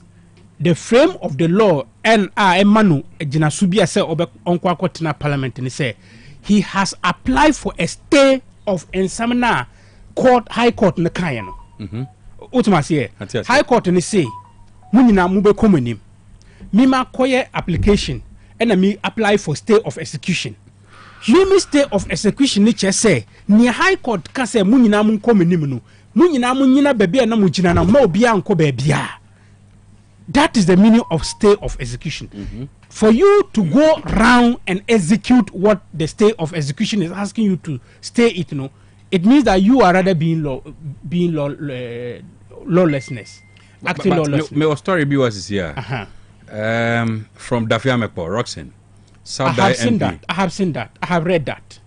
Really? Yes. Okay, I read that. Your caption was different from what I have. Before I entered, an MP, one of our MPs just sent it to me. And I read it whilst I was sitting there. Okay. Supreme Court. Supreme Court order suspension only suspends Bandai rerun. Does not reinstate Nyindam. That's what Dafiamepo is saying. Onim. Like, onum, emranu. dafiam go papa onim mmara no ɛna yɛn nyinaa yɛnya nkɔdaa o. The fact that we have not gone to sit and read the law and become learned people that they call does not make us idiots. Sabi. Ultimately, he knows the law, we know the law. On one him said the highest court of the land, it can say, I have suspended what you intended to do. The suspension carries far to the what do you call it, the high court judgment. That is what they are saying. In effect, it's a stay of whatever the court has asked them to do. That's what the Supreme Court has said. The fact that you want to use semantics, say, oh yes, suspension, on say stop, on say don't, that, these are just grammar. But the truth and the law is that the Supreme Court of the land say suspend whatever that is going on until the matter runs through the competent course of jurisdiction that is going through. End now. Then we can decide what to do. The court will decide what to do. But for now, suspend everything. Suspend means the state that we were asking for. Simplicity. So now the answer has come. The answer, he knew the answer.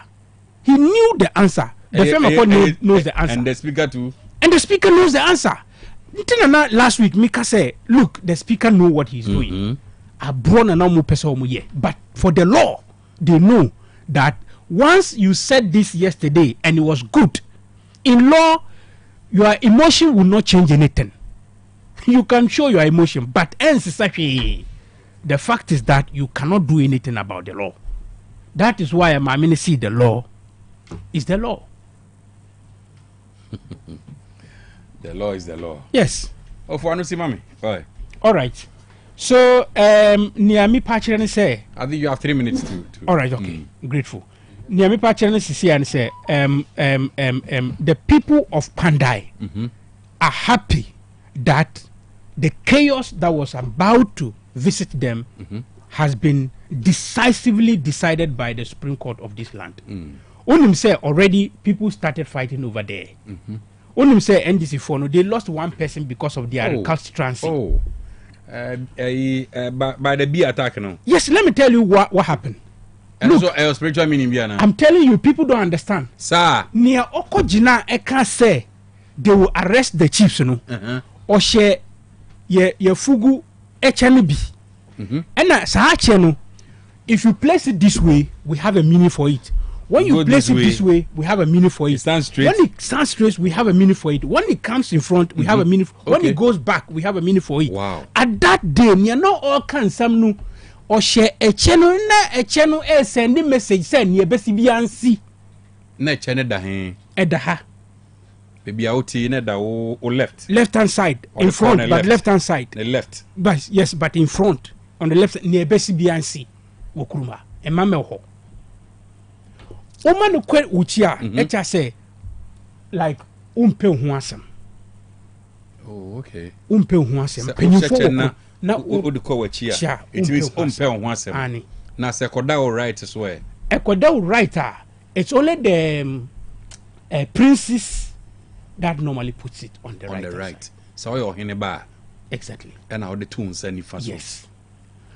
Odiko say a different meaning, but who the bow when him not at the this way now? Who patch say? Now what about a bow when him straight in so say? A bow when him straight who prostrated to the kingship that is one said ye sheko event.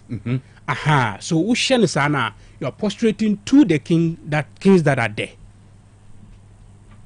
So Niana or Kansan some say I'm interested in the education. Yes. In the infant say obi to say any to say MPP flag bearer and I infant say bia or mampenyi now machine sorry gelia no with the smoke. Yes. Inti o mampenyi say ne mosha ne che ne mo de beto sa o mampenyi she sa che na say event bina ye baba ya ne it will stand straight. The best stand straight. Yes.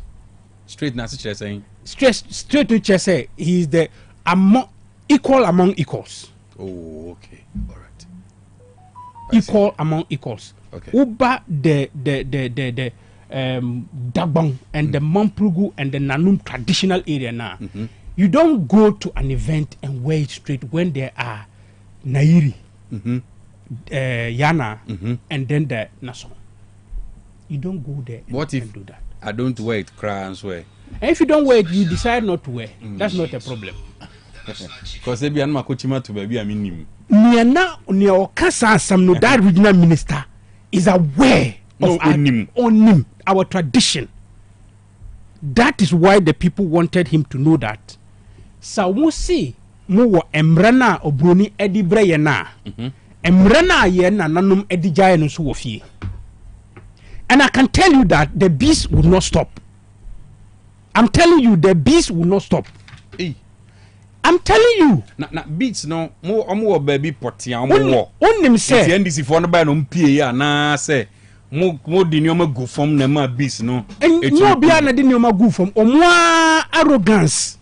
Any disrespect to the kings and kingship of the people of Pandai. And attractive beats mom pie by. Oh okay. O pa che say obi ani krom ha una wo ye bema. Wo be ba be chichi. Wo be arrest or him beats no more hoda dada. Of course they are there. For how many years now? Oh, it's a family thing. Okay. Families for and a woman some. Matthias. And they direct it. Only say you were warriors. So, sir, if you dare the kingdom of Nanu, and they want to show you that they have something they can do, sir, ordinance aboa. Mrabeka say, I don't know ordinance aboa. Or the Sikaya, Mrabeka say wafum. All right, no problem. Yamina me. I am telling you, elephants walk from the Mole reserves and attack people, but normally they don't do that. And some bia obey etia na saadinesi. Wow. People will sleep and wake up and there's elephant in town, but he won't harm anybody. Wow. On the Namkrum, but he won't harm anybody to go back. Wow. There's the reason why Adia Esa na darkness come. Matthias. Medasi. Chama me so medasi. Alaji. Cash. Yeah. Pandai issue.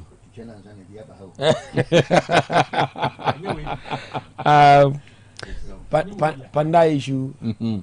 I'm saying na PVB sasa o chande we are safe. Oh, me say and you say we be. And you we be okay. Yo. Understand. But me met my share bia ko bia. Ayo. So one him say met my share bia. Oh, Mtiase. My capacity is mostly I can put it anyway. Okay. Cash, the AC with the MPP. I don't think they can blame a Speaker of Parliament. Then tell me say, because Speaker of Parliament in this case, any in Serbia or the Eco Column. Obina de Asamako Court. Ori Asamako Court, or making reference to Assembly has to do with a coalition. Say quite fast your coalition, in fact, it started with place of coalition, relocation of place of coalition. Okay. It was against the CIA election. I'm per CIA 127, section 43 of it. Actually, how to collate results. You have to use Form 1C for presidential forms. Now I use Form 1D for parliamentary. Per NDC petition, I'm not come High Court at that time. Neither coalition crown and the proper Form 1D was not used. I'm make example say 41 polling station crowd results I'm enter the crowd wrong. When the court finished everything, was say Yen Sankwe election for Cash me a hundred more issues say.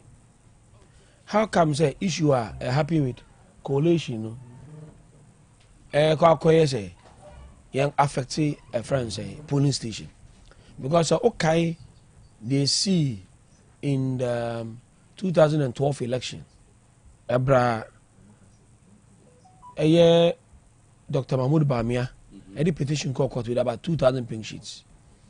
Eka say ebimu a year overvoting according to him. Ebimu ye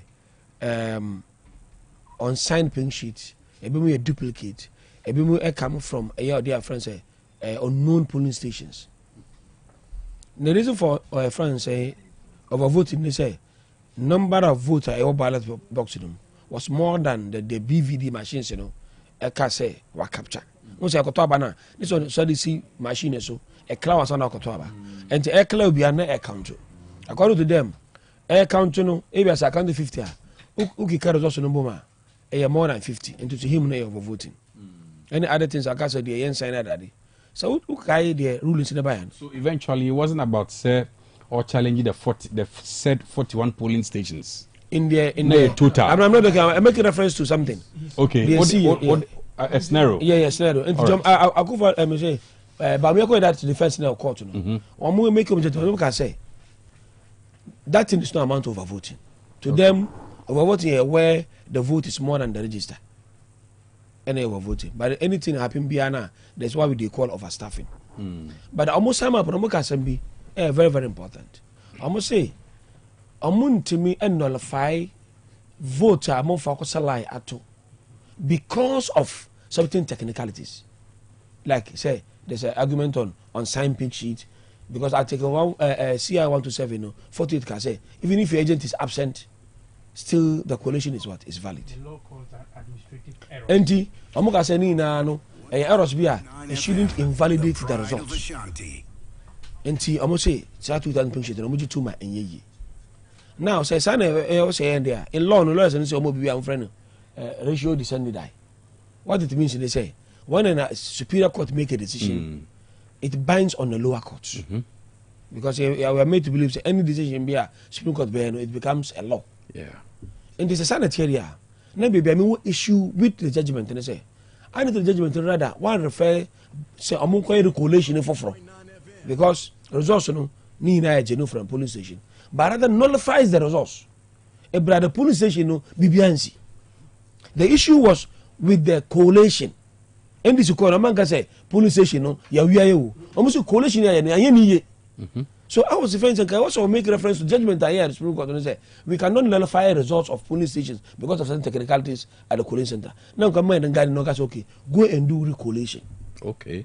All right. Say recollation with the set pink sheets. Yes. And the all the but offer barbing issue now. What shall the constitution they say? A brave court may declare a year your friend saying seat vacant within 30 days. And I said after 30 days, they also say I did a friend rerun in by election. Barbing to me in this case is more or less like a conveyor belt because the procedure of doing a by election and a rerun has to start with Parliament writing to from say EC for EC to trigger the Abra, we say yeah of a PV Bekasadia, but in the meantime, right from the Jubilee House.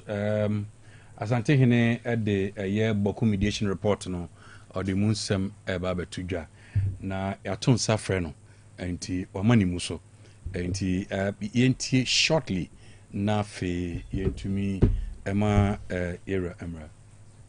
And gentlemen, I'm here not to give a judgment as to who was wrong and who was right. I'm here to present the facts as they are for us to have peace. It is almost about 2.5 years since your predecessor invited me to mediate in a major conflict in Boko that had not only claimed the lives of many innocent souls but had become a major threat to the security of the nation. Almost a year ago, the people of Ghana handed the mandate of the governance of Ghana to Your Excellency, and you wasted no time in reaffirming the mandate of the Boko mediation.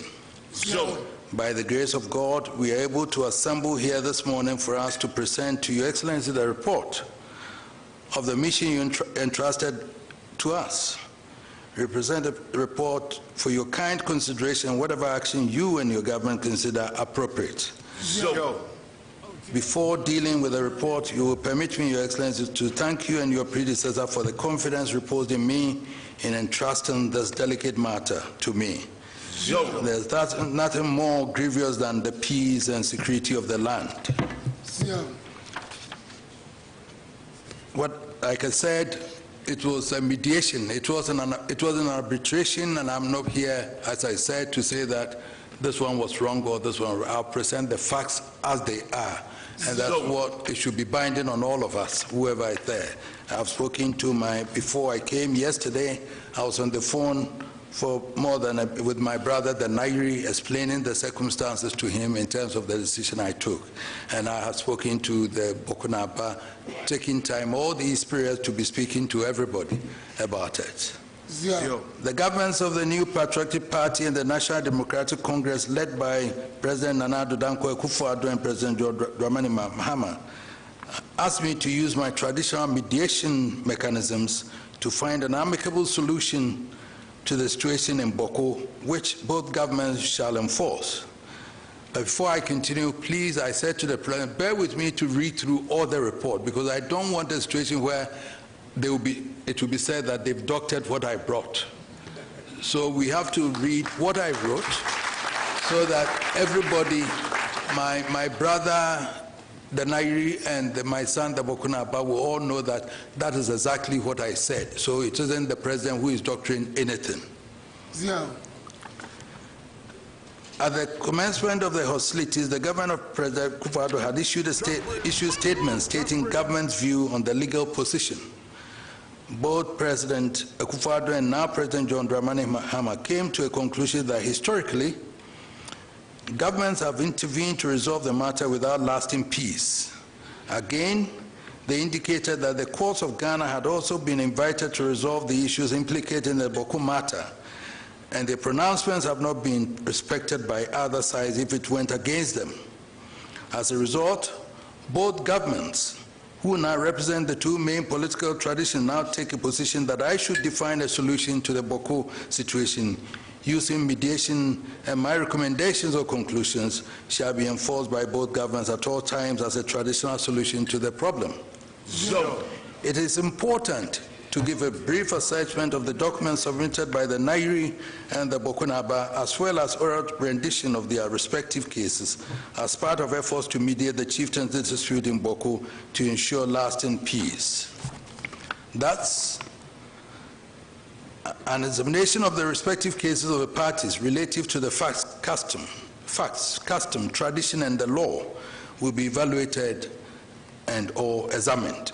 So, the case of the Mampruses is that Mampruku Kingdom started in Pusiga near Boko and founded by Nabewa at a time when there was no ethnic group in the Boko area called Kusasi. After the demise of Nabewa, Tosugu became the Nairi and decided to relocate the capital of the Mampruku Kingdom from Pusiga to Gambaga, but he appointed a Tingunaba, a caretaker, to take care of his father's shrine at Pusiga.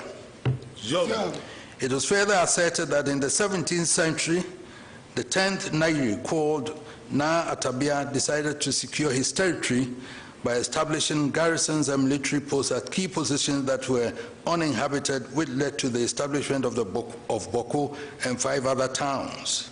The first chief of Boko was one Na Ali Atabia, who was the son of Na Atabia in the year 1721.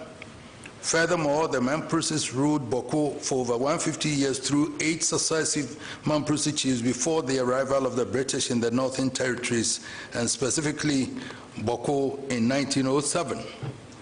In 1957, so they claimed, the CPP government, through its sympathizers in Boko, elected one Abugrabgo Azoka as Bokunaba. And the case of the Kusasis is that they practiced the Tindana system, where the eldest male person in the clan becomes the traditional ruler, the leader of the clan, vested with administrative, judicial, and spiritual authority.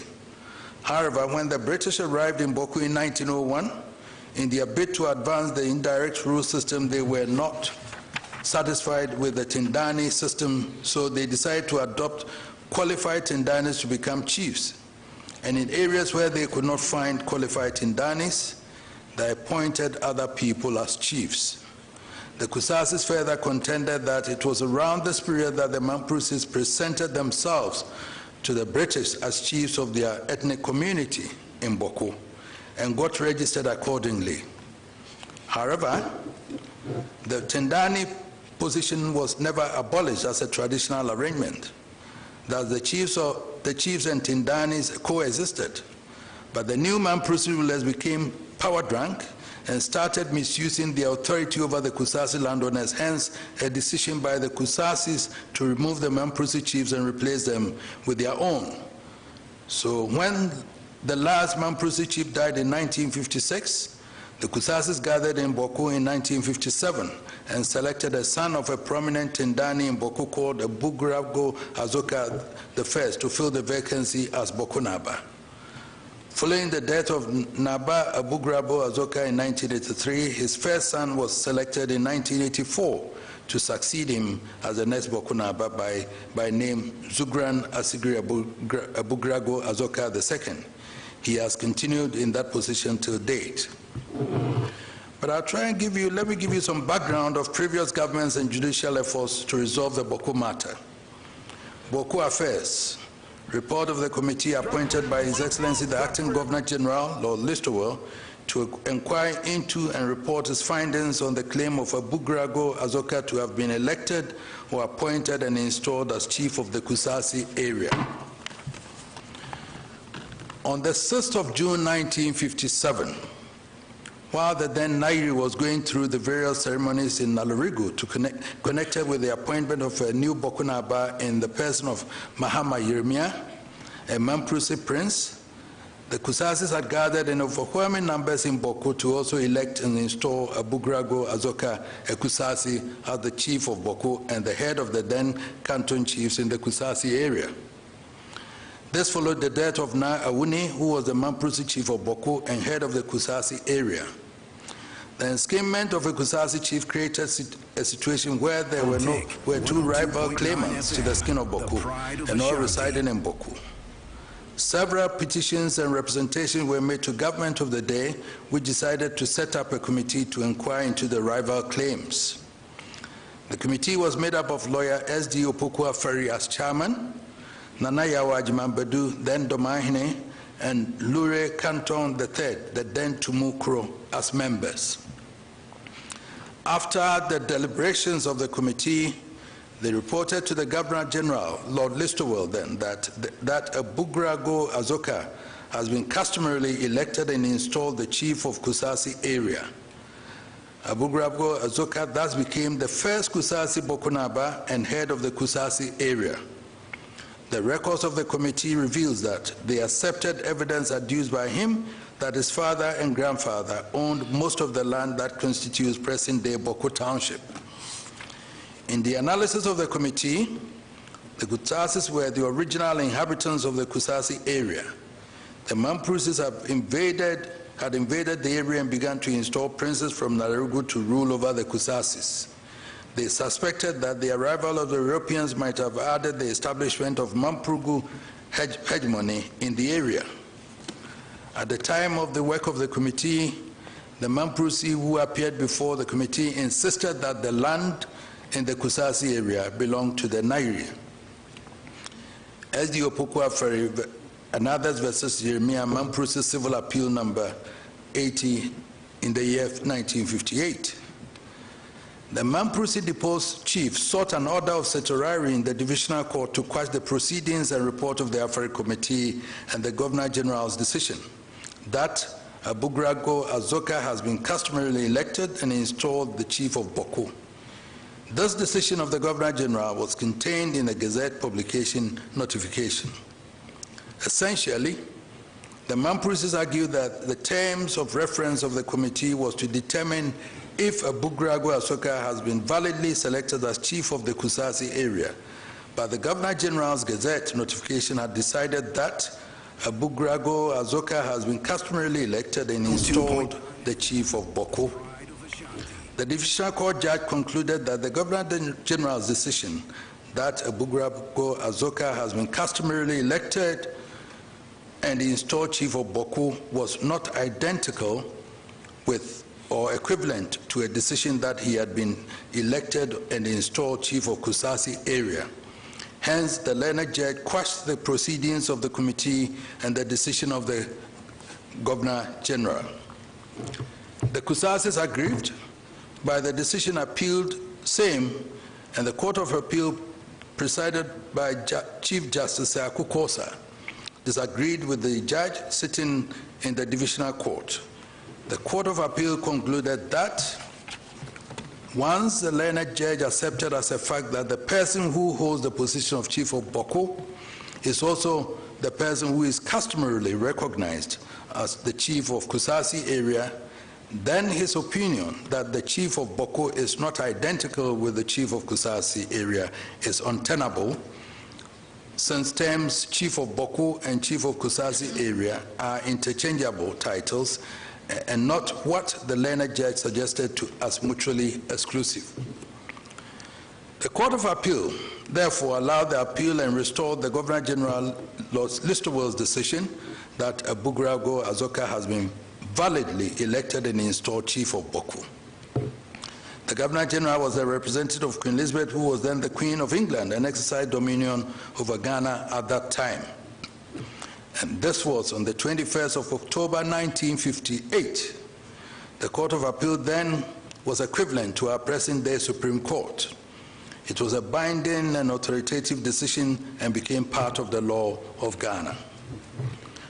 Following the decision of the Court of Appeal, the Governor General made an order prohibiting Jeremiah Mahama from holding himself as Bokonaba.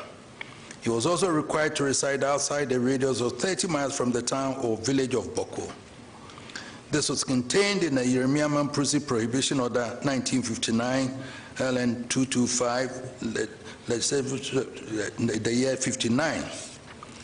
The Chiefs Recognition Act 1959, number 11 of 1959, by Section 3, as amended by the Chiefs Recognition Amendment Act 1959, provided that it shall be lawful where the Governor General deems it to be in the public interest, by order to direct that any person named in the order shall not exercise or purport to exercise the functions of a chief, and by the same or any other order to direct that such person shall not reside within a defined radius of any place named therein.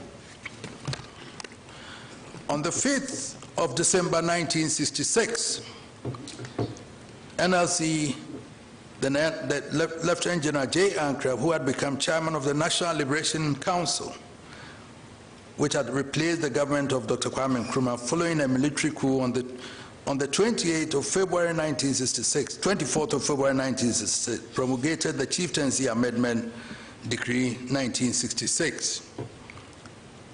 NLC Decree 112, according to its terms, provided that the recognition of the member of the National Liberation Council responsible for chieftaincy matters shall, for the purposes of Section 1 of the Chieftaincy Act 1961, Act 81, be deemed to have been withdrawn from the person named in column 1 of the second schedule of this decree as chiefs in respect of the places specified respectively in relation to them in column 2 of that schedule.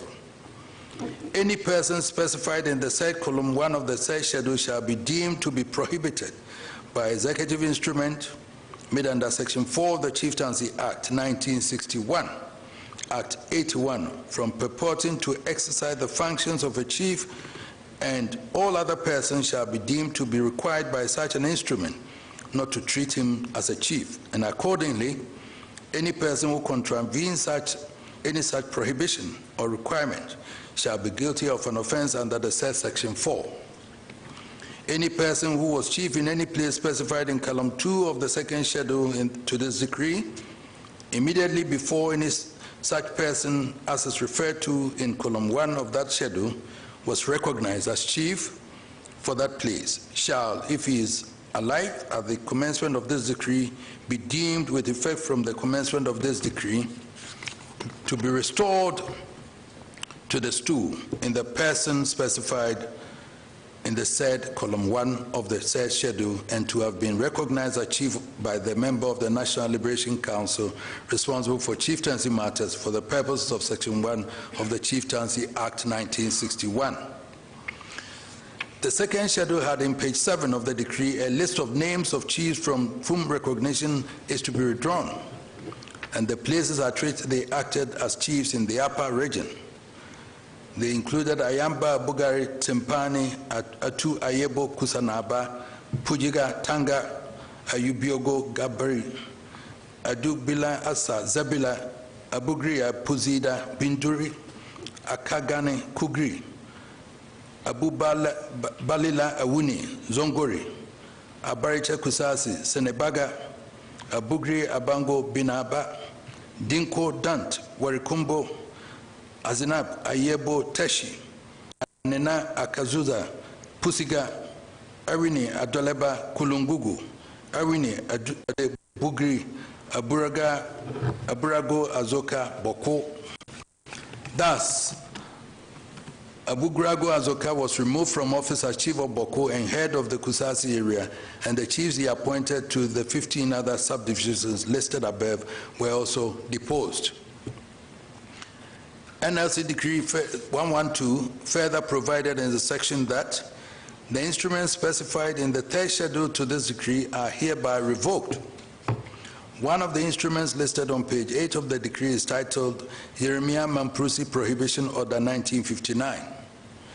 The NLC decree thereby placed the Nairi as the one entitled to enskin the chief of Boko. Given that Jeremiah Mahama had died before the passage of NLC Decree 112, the Nairi selected and enskinned one Adam Azambego and Mamprusi as the Boko Naba. The High Court and the National House of Chiefs affirmation of NLC Decree 112. The Kusasi, led by Aburago Azoka, continued to mount protestations against the NLC Decree 112. Kusasis refused to accept the authority of the Mamprusi chief of Boko and continued to proclaim Aburago Azoka as their legitimate ruler in 1980, when the Third Republican Constitution was in force and the government of Dr. Hila Neman was reigning, Aturiba Azambego, the then Mamprusi chief of Boko, sought an injunction from the High Court in Bokatanga to train Aburago Azoka from interfering in chieftaincy matters in Boko. This injunction was granted. The Kusasi, led by Aburago Azoka, petitioned the National House of Chiefs, requesting the House to set aside the NLC Decree 112 on the grounds that it offended the Court of Appeal ruling in favor of Aburago Azoka. In 1983, the House of Chiefs declined the petition and held that it had no jurisdiction to declare NLC Decree 112 as invalid. The Mamprusi chief therefore remained in place. Then the passage of the Chieftaincy Restoration, PND's Law 75. Following the overthrow of the Third Republican Constitution and the establishment of the military government of Fly Lieutenant Jerry John Rawlings under the PNDC, the Kusasis continued to petition against Mamprusi rule in the Kusasi area. The government of Jerry John Rawlings decided to review the case and came to a conclusion that in the case of Boko and in the matter of the Kusasis, they believed that the National Liberation Council had committed an error. It was argued that the NLC's focus on chiefs was on chiefs removed by President Kwame Nkrumah. The situation of Boko was different. The Mamprusi chief was removed by the Governor General upon the recommendation of a committee he had set up. His decision was also affirmed by the then Supreme Court of Ghana. On that basis, the PNDC law decided to restore the Kusasi back to the status of chiefs in Boko. In all the places where the NLC Decree 112 withdrew recognition for chiefs who were in place in 1966, PNDC Law 75 restored recognition to them. Those that came into force on the basis of NLC Decree 112 were also removed and recognition withdrawn from them. I hereby reproduce PND's Law 75 herein. Whereas by virtue of Section 3(1) of the Chieftaincy Amendment Decree 1966, NLC Decree 112, the then government of the National Liberation Council withdrew recognition of the persons named in Part 1 of the schedule to this law as chiefs in the places specified respectively in relation to them. And whereas by virtue of Section 3, Clause 2 of the said decree, and the said persons were prohibited from purporting to exercise the functions of chiefs. And whereas by virtue of Section 4 of the said decree, the persons named in Part 2 of the schedule to this law were accorded recognition as chiefs by the then government of the National Liberation Council and restored as chiefs of the places specified respectively in relation to them in place of the person named in Part 1 of the said schedule. And whereas the Provisional National Defense Council, having considered the circumstances of the withdrawal of recognition by the then government of the National Liberation Council of the person named in Part 1 of the schedule to this law as chiefs, is satisfied that the said person, having been lawfully installed or enskinned as chiefs, should be restored to the original status as chiefs of the places specified respectively in relation to them. Now, therefore, in pursuance of the Provisional National Defense Council Establishment Proclamation 1981, this law is hereby made.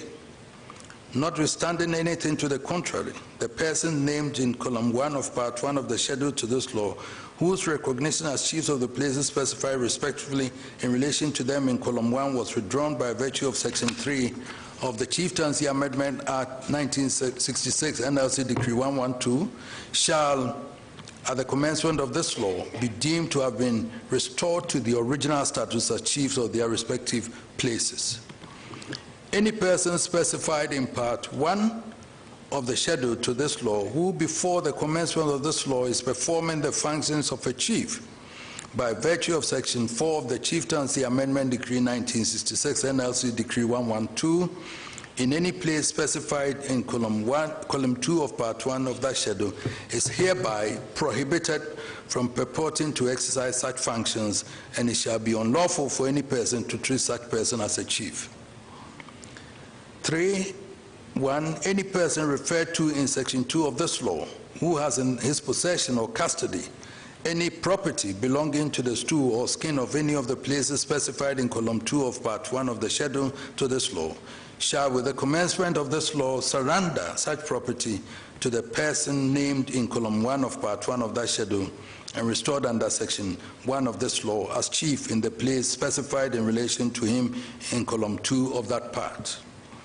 Any person referred to in Section 2 of this law who occupied any palace belonging to the stool or skin of any of the places specified in column 2 of Part 1 of the schedule to this law shall immediately, on the commencement of this law, vacate such palace and surrender possession thereof to the person named in column 1 of Part 1 of that schedule and restored under Section 1 of this law as chief in the place specified in relation to him in column 2 of that part.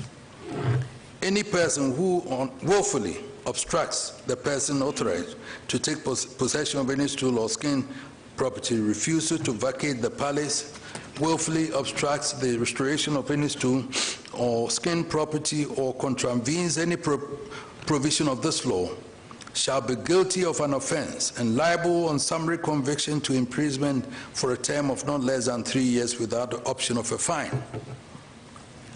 And then it listed the same names, so restoring the names as it is now again. So Abugra Azoka becomes Bokunaba again. And Alaji Adam Zambio then ceases, is prohibited from becoming, from being Bokunaba. The passage of PND's Law 75 led to bloody clashes between the Mampruses and the allies, and the Kusasis and the allies. Other complementary measures were implemented by the PNDC to restore law and order. They included the Boko Lands Vesting Law, PNDC Law 99, which vested all lands in the Boko district and a PNDC free from all encumbrances, and the passage of the Prohibited Organization Boko District Law 1984, PNDC Law 98, which proscribed tribal organizations in Boko. Abugrago Azoka had died before the passage of PNDC Law 75. The Kuskasis then enskinned his son as Asigri Abugrabo Azoka as the Bokunaba and the head chief of the Kusasi traditional area. The Constitution of Ghana, 1992, came into force with the Kusasis in place as the rulers of Boko. Asigri Abugrago Azoka was Bokunaba, and by virtue of that, he enskinned all the divisional chiefs in the Kusasi traditional area. Article 270, Clause 1 of the Constitution provides that the institution of chieftaincy, together with its traditional councils as established by customary law and usage, is hereby guaranteed. So the position of Asigri Abugra Azoka seemed to have been frozen in time by the 1992 Constitution, until one Alhaji Ibrahim Adam Zambio mounted a challenge in the present Supreme Court. This 2003 action instituted by the Mamproses before the Supreme Court, seeking to invoke its original jurisdiction, was discontinued without liberty to reapply under Article 270 and 277 of the 1992 Constitution and the Chieftaincy Restoration of Status of Chiefs Law, 1983 PNDC Law 75, which had then been repealed by the Statute Law Revision Act 1996, Act 516 in 1996. On Tuesday, the 29th day of April 2003, the Supreme Court of Ghana provided what legal analysts believe to be finality to the question of the Boko skin. The ruling was very short and yet profound. Report says, the application to discontinue is granted, but without liberty to apply PNDC law, liberty to apply under PNDC law 75 and Article 270 and 277 of the 1992 Constitution. Cost of those days, 10 billion to the first defendant. Signed, G.K. Akwa, Justice of the Supreme Court, T.K. Aziz, Justice of the Supreme Court, S.A. Brobe, Justice of the Supreme Court, S.G. Beidu, Justice of the Supreme Court, Dr. S. Chum, Justice of the Supreme Court. Apparently, on the morning of the hearing of the matter, the plaintiffs instead sought leave to discontinue the case. The leave was granted, but the court directed that no one should come back to that court again pursuant to Articles 270 and 277 of the 1992 Constitution, the matter of the restoration of Abugrago, Azoka, and all other sub-chiefs under PNDC Law 75. Under the 1992 Constitution, the Supreme Court has final authority to make such pronouncements, and only that court can review its decisions under certain circumstances. I've gone to great length to review the history of various legal resolutions of the matter and the involvement of the various military to show that this matter has traveled a long, tortuous legal and political journey. In spite of the efforts of various courts and governments, the Mamproses did not give up their claims, and the Kusasis did not relent in their efforts to assert their independence and identity as a self-ruling tribe. The Nairi kept insisting that the Supreme Court has not ruled on the issues implicated in the Bokun skin matter. Asigri Abugrago Azoka insisted that the Supreme Court gave finality to the matter. This contestation led often to extreme violence, and many people have been gruesomely killed and maimed. Property that can be easily calculated has been destroyed. Whole communities have relocated because all the buildings have been burned by various factions. The intensity of the violence did not deter either side. They dug in. Governments from PNDC to NDC-1 to MPP-1 to NDC-2 and MPP-2 have invested heavily in security and other measures with very limited success as the violence kept escalating. Within these developments, the Mamproses in Boko organized a funeral for the last deposed Mamprose chief of Boko, Na Tampuri Zambio, who had died in 1981, 40 years ago. The Kusasis in Boko had objected to the performance of the funeral on the grounds that Na Tampuri Zambio had his chieftaincy recognition withdrawn by the passage of the Chieftaincy Restoration Status of Chiefs Law 1983, PNDC Law 75. Again, the Nairi of Mampurugu on 15 February 2023 at his palace in Nalarugu purported to enskin one Mr. Seydou Abagari as Bokunaba. This generated a violent reaction in Boko and its environs. The government of President Nana Dankwa Akufo-Addo promptly issued a statement same day denying the legitimacy of that act. Government condemns developments in Nalarugu today, February 15th. 2023. concerning the purported enskinment of a new Boko Naba as illegal and a threat to national security. Government further reiterates that Naba Asugri Bugrabo Azoka is the Boko Naba, duly gazetted and a member of the National and Upper East Regional House of Chiefs. The security agencies have therefore been directed to arrest and prosecute any other person who holds himself out as Boko Naba. This statement was signed by Mr. Kojo Opon Nkrumah as Minister for Information. The government of Nana Addo Adankwa did not arrest Seydou Abagare. The government continued to reject as illegal what happened in Nalerigu and repeated same in another statement dated 28 October 2024 when Seydou Abagare returned to Boko. The statement read in part, the return to Boko on 24th October of Mr. Seydou Abagare, who was illegally enskined as Boko Naba in February 2023, subsequent to the vacation by the Court of Appeal sitting in Kumasi of the warrant for his arrest, has led to significant disturbances affecting public peace and security in the area. The government did not in any form or manner confer legitimacy on Mr. Seydou Abagare.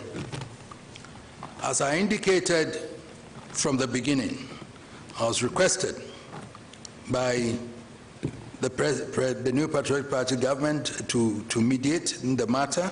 President John Dramani Mahama, who assumed office on the 7th of January, endorsed that I should proceed with finding an amicable resolution to the current situation. The parties in this dispute have willingly submitted themselves to the mediation process. The Boko Naba Sigiri Abugaragu Azoka has accorded me enormous respect and personally led his delegation at all times to my palace whenever invited. My brother, the Nairi, has for very good reason, sent a delegation of his elders and sub-chiefs at all times that I have requested him to come. They all express confidence in the process and believe that we will be able to work towards an amicable outcome. I started my engagement with my brother, the Nairi, by appealing to him to magnanimously recognize the position of the law that the Kusasi should themselves. After careful consideration, the Nairi made some concessions but gave some conditions for my consideration. Essentially, my brother, the Nairi, wanted the historical acknowledgement of his ancestral ownership of the entire land that now constitutes the Boko traditional area. He acknowledged that the Kusasis have come to largely occupy that area. Both Kusasis and the Mamprusis who are now occupying those lands are his children. He observed that as a result of colonial interference and in the interference of various governments, Kusasis have asserted self-rule and now lay claims to the chieftaincy of the area. The Kusasi claim has caused significant bloodshed between them and his Mamprusi children, and this has spread across the area and now poses a major national and international security threat. The Nairi detested that development and finds it most unfortunate that such bloodshed should occur among his children. He therefore sought an amicable compromise to end the feud and restore lasting peace. He said in part, "Be that as it may, in the interest of coexistence, peace and human dignity, my proposed solution and concessions is premised on the request from your Royal Majesty that I cede part of my jurisdiction in the Boko traditional area to the Kusasi tribe, with the hope that a lasting and enduring peaceful resolution of the Boko conflict will be achieved for all parties." The Nairi has been clear in his mind that his decision to make concessions has been a difficult one, but added that, nonetheless, guided by ancestral wisdom, commitment to peace, and respect for your Majesty's tireless efforts, I have chosen the path of conciliation, not out of weakness, but as a testament to Mampurugu's strength, dignity, and unwavering commitment to the well-being of all communities in the Boko traditional area.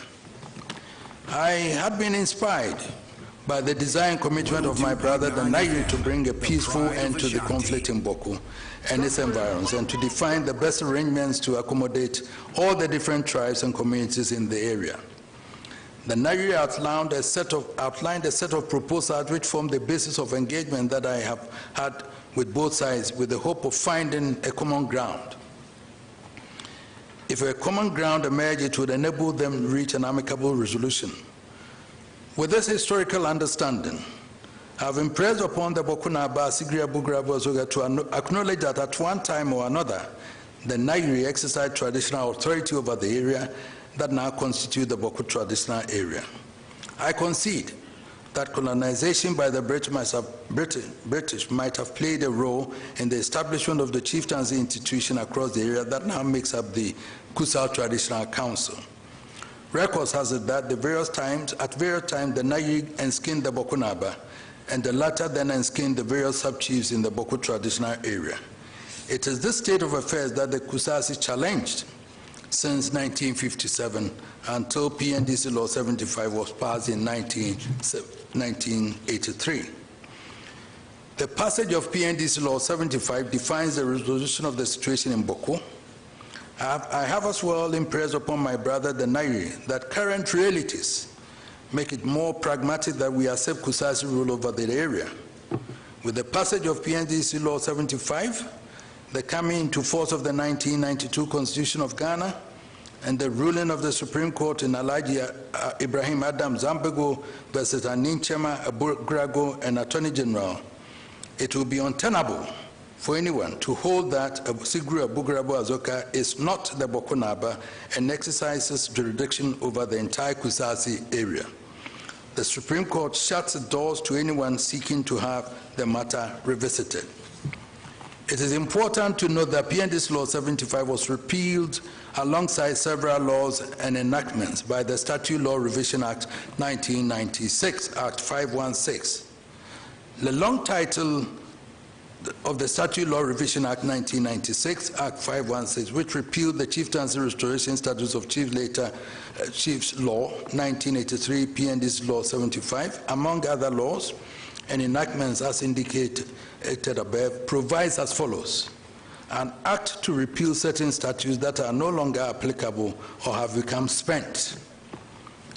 It therefore appears that the Chieftaincy Restoration Statutes of Chiefs Law 1983, PNDC Law 75, just like the other laws and enactments that were repealed by Act 316, were repealed because they had performed the purpose for which they were enacted and thus had become spent. Its repeal, therefore, did not create a vacuum, just like the other laws and enactments repealed with it. Rather, the status quo at the time of the repeal of PNDC Law 75 by Act 516 was to be maintained. Response to the Nairi's terms of concessions. In spite of the clarity of the law on the matter, I still continue to engage my brother the Nairi on the terms of concessions presented by him to me. Essentially, he asked for a number of towns in the Kusasi area to be transferred to him to enskin. The impression created was that those towns would prefer to be under the Nairi essentially. The request was to have some of the towns brought under the jurisdiction of the Nairi. I decided to engage the chiefs of those towns. After meeting the various chiefs of the towns and communities affected by the withdrawal of recognition following the implementation of the Governor General's White Paper in 1957 on the recommendations of the Afari Committee, the withdrawal of the recognition occasioned by the NLC Decree 112 and PNDC Law 75, I have come to the conclusion that there has been significant reconciliation among the various Kusasis and Mamprusis in all the other towns. Boku was mentioned in the proposed terms of settlement of the Nairi as one of the towns that the Mamprusi wanted to be given to the Nairi.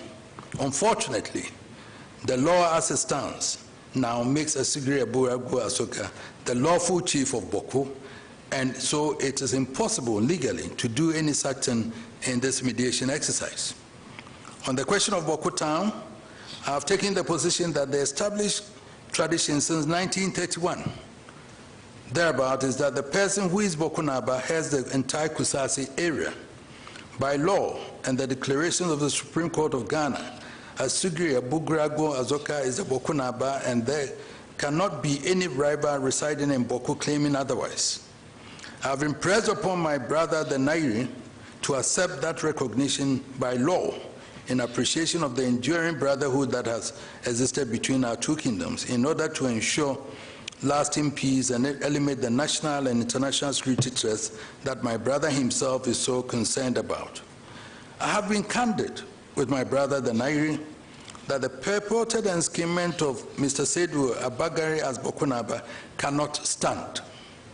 I believe my brother, the Nairi, has come to terms with the difficulties that will pose to achieving lasting peace, which he desires. I have, from the inception, restrained both governments from effecting the arrest of Mr. Seydou Abagare out of respect for my brother, the Nairi. The final resolution of the Boko matters requires that Mr. Seydou Abagare be recalled to Nalerigu by the Nairi to be reassigned to play another traditional role at the palace of the Nairi assisted by the state. Alternatively, he may choose to stay in Boko as an ordinary citizen of the community, but not to pose as Boko Naba. The final recommendation, Mr. President, I recommend that my brother, the Nairi, accepts the laws as presently constituting Sigri Abugrabu Azoka as the chief of Boko and head chief of the Kusasi traditional area. We chiefs, no matter how exalted, do not live above the Constitution of Ghana and the laws duly enacted and affirmed by the courts. Accordingly, the laws which recognizes Asigri Abugragu Azoka must be enforced by the government of the Republic of Ghana until change in accordance with the 1992 Constitution or reviewed by the Supreme Court of Ghana. The government must enforce the laws and deal sternly with any person challenging the lawful authority of the Abugra Azoka. This is critical to the restoration and maintenance of peace in Kusasi traditional area. I wish to thank you, Mr. President, and your predecessor for reposing such confidence in me and tasking me with the mediation of this conflict with a view to finding a lasting solution. I also want to thank the Nairi and the Bokunaba for their efforts relative to this mediation process. The various chiefs or heads of various communities whom I met in the area who also participated in this endeavor deserve positive commendation. I have come to the conclusion that the path to a lasting resolution coincides with the enforcement of the current position of the law by the laws of Ghana and by the Constitution enacted in 1992 and by the position of the Supreme Court that the matter should never be litigated before it again, as Sigri Abugrago Azoka is the lawful chief of Boko and the paramount chief of Kusasi traditional area. He has been a member of the National House of Chiefs for about 40 years. He has been duly gazetted. His right to rule should not be disturbed, save through a judicial and constitutional recognized process, and which, as already indicated, appears, if any, a review of the pronouncement of the Supreme Court of the Republic of Ghana, stated herein. If the pronouncement of the Supreme Court appears not clear enough, remedy may be sought, if available, for clarification of the same by the Supreme Court. Either way, Boko and its environs will be assured of sustainable and enduring peace. Mr. President, thank you very much. I appreciate it.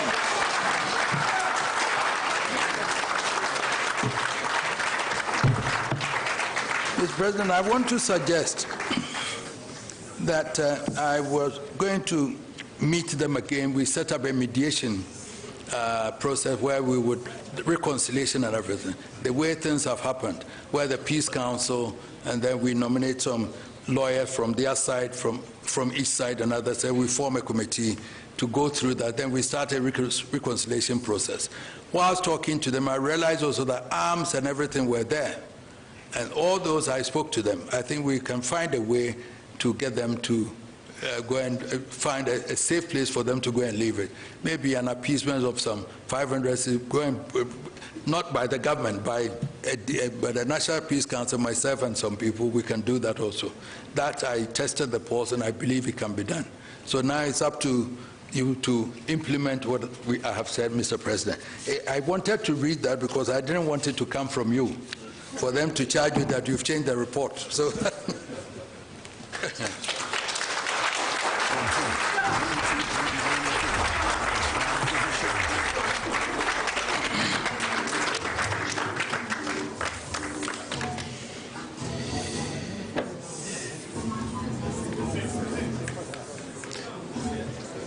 Please be seated, please.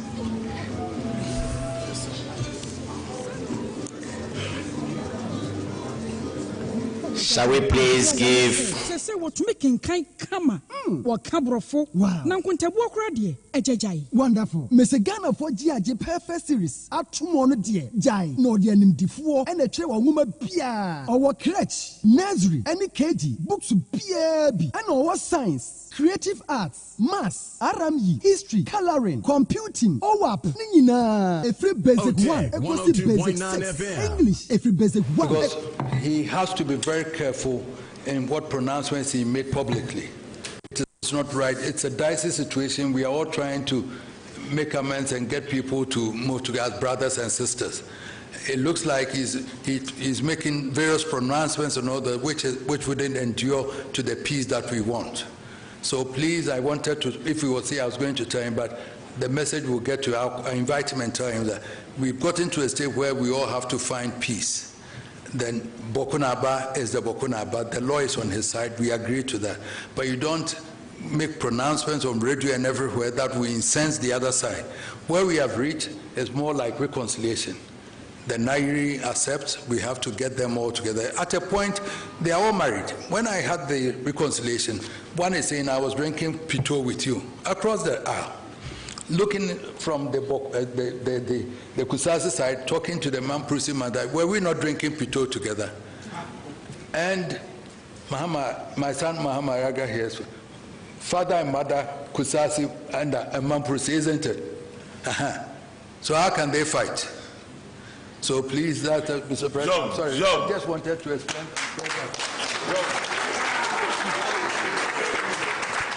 Check up na no na BBC ya ye hu ne ntam ye timi ye bibi fa ho by Grace Hospital e wo lab facility a ye hwehwemu ahodo pii ye hwe wanim so be ba be ye hwehwemu se be ya wo be hunu wapomudin gina bre oni ye nkasa wo 0244 97 68 05 bio 0244 97 68 05.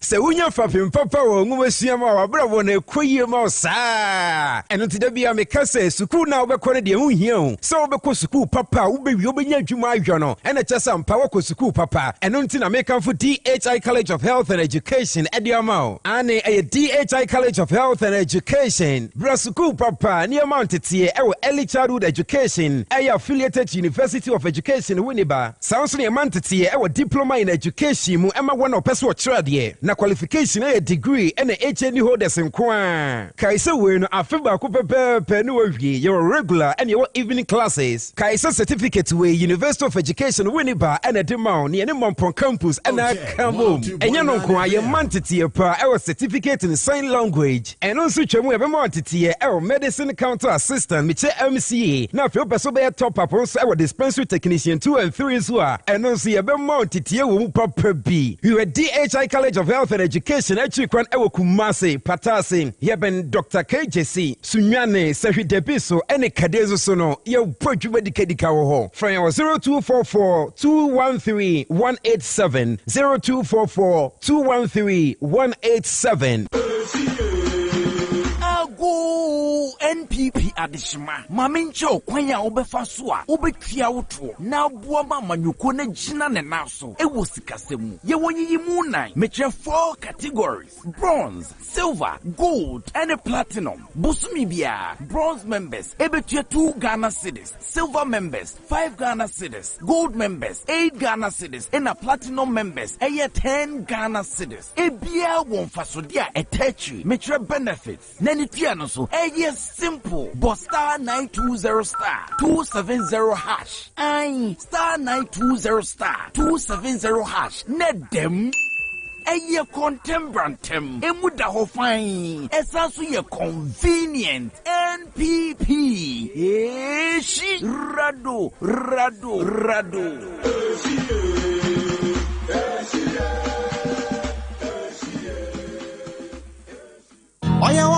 Nako nak. Na he fa na manfo agp ene twede de aircraft binim so tete fa so yi. Seconds nonte na clinic a doctor usu kan kam eda no. Doctor na obehwe wo yale agise wa hu moja ku na na. No krepa. Menia na me hwa ade a me hu ni yie. Me ko ba bi a ebi musu glaucoma, ebi musu pressure na do mani so. Ya ma afide na me hu na de kra. Enya doctor na nanu ya oye screen won kokko no. No krepa. Na say screen ne kra me ko bi. Ma ne de drogu mani so. Within 10 minutes ebo na wo mani so ni na akom ni nchiremu enya semketwa doctor say fa ni ho apa otene hepatitis B and C mechire brebum yade diabetes ayensi chire yade pressure mechire moja broso enam yade bia doctor tenete so mema sem entimi nkoyi empo so be ma no ewu kra wo ba doctor say fagalic ba ko pe ebra na obema ye bema asan so atde wo mpe be mesa opese ye kese tintin ana enya menua chire me ba bia doctor so e wo kokko kumase ko so amanfum kumase achias Antwa road for doctor tete fun so 0598311311 NAC D7 Clinic. We bring your smile back to you. Kumasi, all say Chrome party people, get ready! This Christmas Day, December 25th, 2025, Kumasi comes alive with the biggest concert on the music calendar. It's the Obuasi Bitters Night with the Stars 2025! On one mega stage, the legendary high life maestro called Joe Entry. The funky rap general and lyrical storyteller Kofi Kinata. Friday night to the one day. The golden voice of love, Kitty. Say you love me. The romantic Mr. All For Real, Forian Ponsa. And your soulful sensation, Kwabena. But wait, there's more. Ghana's newest golden gem, the sensational Jackie. One stage, one night, one unforgettable Christmas experience at the evergreen and spacious Rattray Park Kumasi on Christmas Day, December 25th, 2025 at 7 p.m. sharp. Rate regular 200 cities, VIP 400 cities. Reserve your tables now. Limited slots available for table for 5 and 10. You can also dial star 714 399 hash for your tickets. Call 0244 602 800 or 0248 0090. Come out this Christmas and shake the troubles away. This event is brought to you by Obuasi Bitters and Obuasi 442 Liquor, empowered by Multimedia Group. Obuasi Bitters Night with the Stars 2025, where legends meet and memories are made. When darkness is falling and shadows grow long. Otec FM 9 lessons and carols, hooray! Afi Brunyan 9 lessons no ba yede papa. On the 22nd of December, Otec FM the 9 lessons and carols ebre asanteman na edano ebeye live ewo Otec FM so anopa nonkro pepepepepepe shaninsuo Bible akenkan ne edom to efa Yesu awo ho ebekoso the Graft Memorial Methodist Church Junior Choir aswase eba behu yenwom Jumadi Reverend Father Joseph Mary James Opokuware St. Agnes and Catherine Catholic Church Ofori Kroma Edwada Kosifia de Bia Wode Ewurade Nase Ebremu Ewa Otec FM so ebedi animu na Jumadi no yede abremu okuni na waso yasene eye Jerenas Heba wono no de Jerenas Heba Mr. ene Jerenas Vico Mr. abadwaso na buafo no bi ni Olos Kitchen aduane papa pa fie asanwase Otec FM 9 lessons and carols yenhye afi branya se ewo gidie ene nkabomu.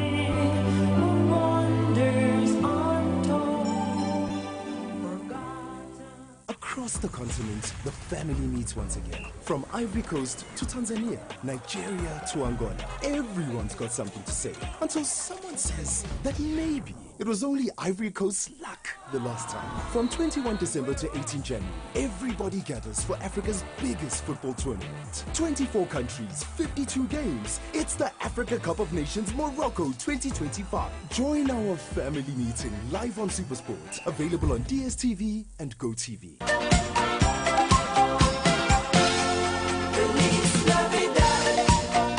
Afrishiapa Afrishiapa Otec FM abusuafo media sempanam Otec FM ne Ghana garages aka want to ma bombronyen eche wo mo dosoronko ebi si babia da Afrishiapa eye odone na asenko a eye free auto check eye free pa no bia me kire free ankasa ye de abafu fidie ebehwe wo car tibia ene na hoodin se etisen ye behwe engine bobre wo battery na hoodin oil ni free check nyina ni afoforo aka entike ranom adrobafo muhiri moshie na we ye bronya chede sonko a ye di ma obi bia enuti ye to safra adrobafo ni ka ranom nyina samo fam cars ne mra nyame ya domo a 20th December ya wo Otec FM Mensha Hospital no kenko no achi hono a asoase Alhaji Naburi Street ewo Otec FM fie hono a Otec FM ne Ghana garage se wo kwanso kosekusenti we ye obronya chede adrobafo ye ka ho toso emma ye de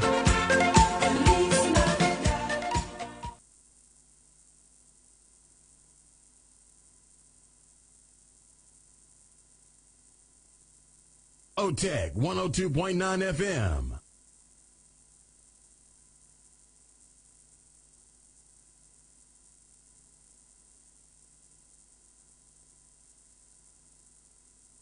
Otec 102.9 FM, the pride of Ashanti. On Otec 102.9, yabetwaso while ago you call a Jubilee House equity yura asante hene ewa bra ode nanu di sem etudwa ye nyina yetie sema oka ye no na mame koyera PV na ehwe bandai rerun election rerun na yentuma aka yesima no edu na yebre na so na yaso Pandaru ni manope mi busa asem bi wo Angel FM. So about your 2 winning gazette results now. After 21 days. Undimi nko complain bi not doing for case bi anyere. Against election results. Okay. Say JH Mensa. Nanko bi say no say me we feed you know at the corporate. The late. But obi di ko na 21 days na there. Apahun. Ba na asem ko na anka send upon be mu ba na eden apan cash de me bi chance judge na wotena asem so no order na I know one who said I don't know me aba no 21 days na eden apan 21 days the PMPP it counts from 24th December. And this guy another gazettation was done on 6th January. It is not a gazettation. Oh, let's see it. But what was it? It was not gazettation. But what was it? The gazettation was done. Oh, the moment. Let me explain. Democracy na yeah. Cash. Media me kakra me nim say you deviate from the rule of law. Yeah. You hunu so mfa so da. Because adie bia ne fare ba na emra no we move away from emra na bibia ni ho ye be den ebe yi Jesus Christ in the Bible obi anso na da say we say baba o wo ho Jesus Christ in the Bible say be di asem da bia ye be nse na ye tetini na obi anim say ba ko nam kwamu ye den eba me the Supreme Court akase was suspended adie no ye ntwen commission on se da ban ya 13 January. Will be uncanoned. Okay. Copem Supreme Court. But to say, na on say Abra Chairman Kasano. On say mission bisa cause and bisa. Anonym. No. If the need happens, yes, Uncle Supreme Court for no. Young interpretation. Asemna mo say ya pejadia to asensen ho no. Nipa na ya to ba ezi won na MP no. Ano so be koso asensen ho. Obekoso ene MP adwuma na say won koso nye. No mo fa san chechemu no mra because don be bia no eyemra. Time ye 1992 constitution to the late Edward Bosman South Africa they be am say me de bana no refi wonum asem kan Debbie was it presidential term say 2 terms no 4 years each no so we must craft at no ye Supreme Court for enchichimo how we be Debbie no the assembly day ebeba because mama the class man so me 4 years na so I dey aso me come baby we be no be a chan na wa ba tintintinti o because en kase ade no 4 years na I was to aso say etanketina wo ba etanketina wo ba sen John boss no be otim bia sabe no na nie fi bia no graphic edam dem sisi e o si fan ko no mtitu because I begin to be I was here then baby I do no 34 years Southford Republic we se pese min kum nyale sa adwem bone ne me ye obi atua kan ye de bamu na sa Fort we se ye yifri wa bra ye be bra sa susu ano me this sister I come 25 na me ko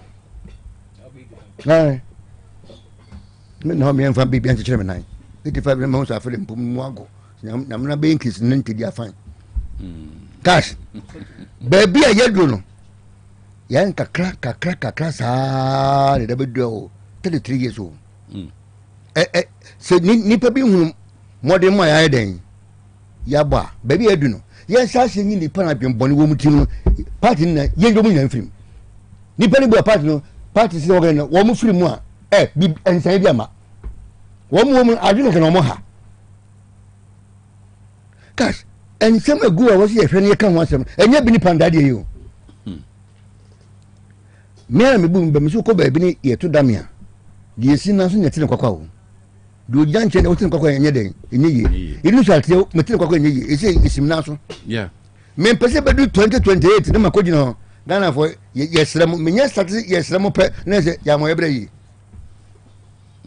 mandate wo se kokubu hu contact Ghana for ono krese na aduma ni ho no ye force say nyuma no be den e be ba chairman enema enkoye na amanfo enema enkoye no that is the point amanfo mpe no enema enkoye no ene wo se ye trans ye ho aduma sa ade we one we they okay one we en san fe enko 2028 sa wanye ni ya na wo pacha yes wanye ni ya na wo pacha ye ko ka Ghana for say tumi na mo de man na obstructions bia ni hu no na bibia nsi e kwan no ye de aye A B C D NC we mo ma e kwan ye be toa so de akwa ha nti ahoto ebe koso ebe yesi finally forestry for a friend see you no doctor na wole 9 months for no and some agrom need you no mani nyo forestry ai forestry commission for and 9 months for na 9 months for be here statement say political nkofobi ene ehimfobi ba be pacho won mo mu nyadin ye person hu bia forestry ni so won so ba ka say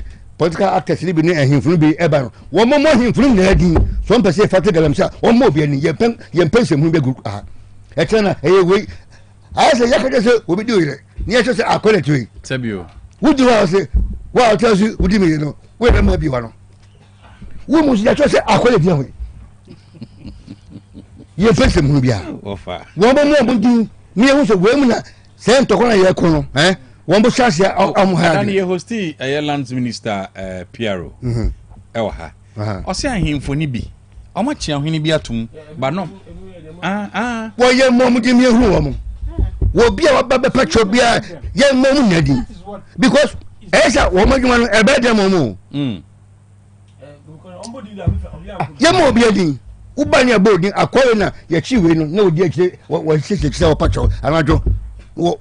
Wo by do him wo heche mo pese be hu no ye mo mu nyadi mate na mo timi ko maka chese na we buy na we debi ye pesa sim be tibium you name and shame be se galam say one sem and some MPP for catch na ye pe be tibium all right na so problem bi amaye no krese na man from pen minute na o to be so na cash me sre eye Zuba ke me oni Ben Abdallah eye aswasi ana MC keme ba enu me frame nu am me ofasa mo ka me nya no me kan no akoma atukọ main road ho na se voter card for nde ho na ye fence fish adwasu no main road no cash mate so fi ko ni mu a any petition fence payment enu kilometers o na mate o where you ho fence anya ho no ma no mo coast o mo na o mo yi fence o mo where fish ho nsu no ko fine fana ko nyame amfa fi na ko sampanye break ekofeni sese ya cash and nobody na abobo ya for ejina bohu Jennifer ebi na efense Islamic secondary school for individual mama mate enkwa makwan ya pia nkwa nyema na be kwan ele kwan na asi for my people don't shin medical efense alman kwanta 1 hour ale cash pacho ya fa fi the same thing also me so me can say okay Ben Abdallah asukara mampa MC asukara mampa MC any amo sanko for one call ene so bo o magai adwuma ne ye no ko be baby fufuro ko de man ye no ho fish no ko e for ni pete askokwa no amai no mu na ko se pa krom se pa na mate from anwemu efuto mu na ye we fish mu ani gran ifa a gente mesre amu mienu no amu ka mutimbo na mra alaba okay the course alaba is very very bad in fact quite na first call vac office na eba mo hoy enne quite me head says single lady obeba packet car eyi friends iron rods ablock kwa nti one way kwere kwa it have to also be that in antiba me chu duru abi wa be don to pan me catch you ba wo bi di chini yesi kwan me de green grass ase ho wo ton skinky wo ton wo to fried rice o ka kwa no kwan mo the next one should you the next one moto bunkum nifa anti cash me shana ben Abdullah manu concentrate about center mumbra sakwana ye kana mum kambo se mum e che ho yeah brena so chairman last comment no wo ba ya waduma minas me ya ba alaji akase eno baby atani ye kwan e chena emma ma me wo mo de adeche na nka ko mi wura me se o de kan matina mumpe baby mama na me ko baby na mummo ame ade che na wasan hye e wo na ba na sem na ko ya kan kwa no de enam ne gum no na ka ka gum first chairman yeah brena so ya ko news for ne ba see David as me pacho me last comment ni say MPP flag bearers no I think say it's about time that they have to we over but we never win now Adani president no enu na won pesa utia na mate news for no humna yeah that's it ya pon ya me admo china e be sen aba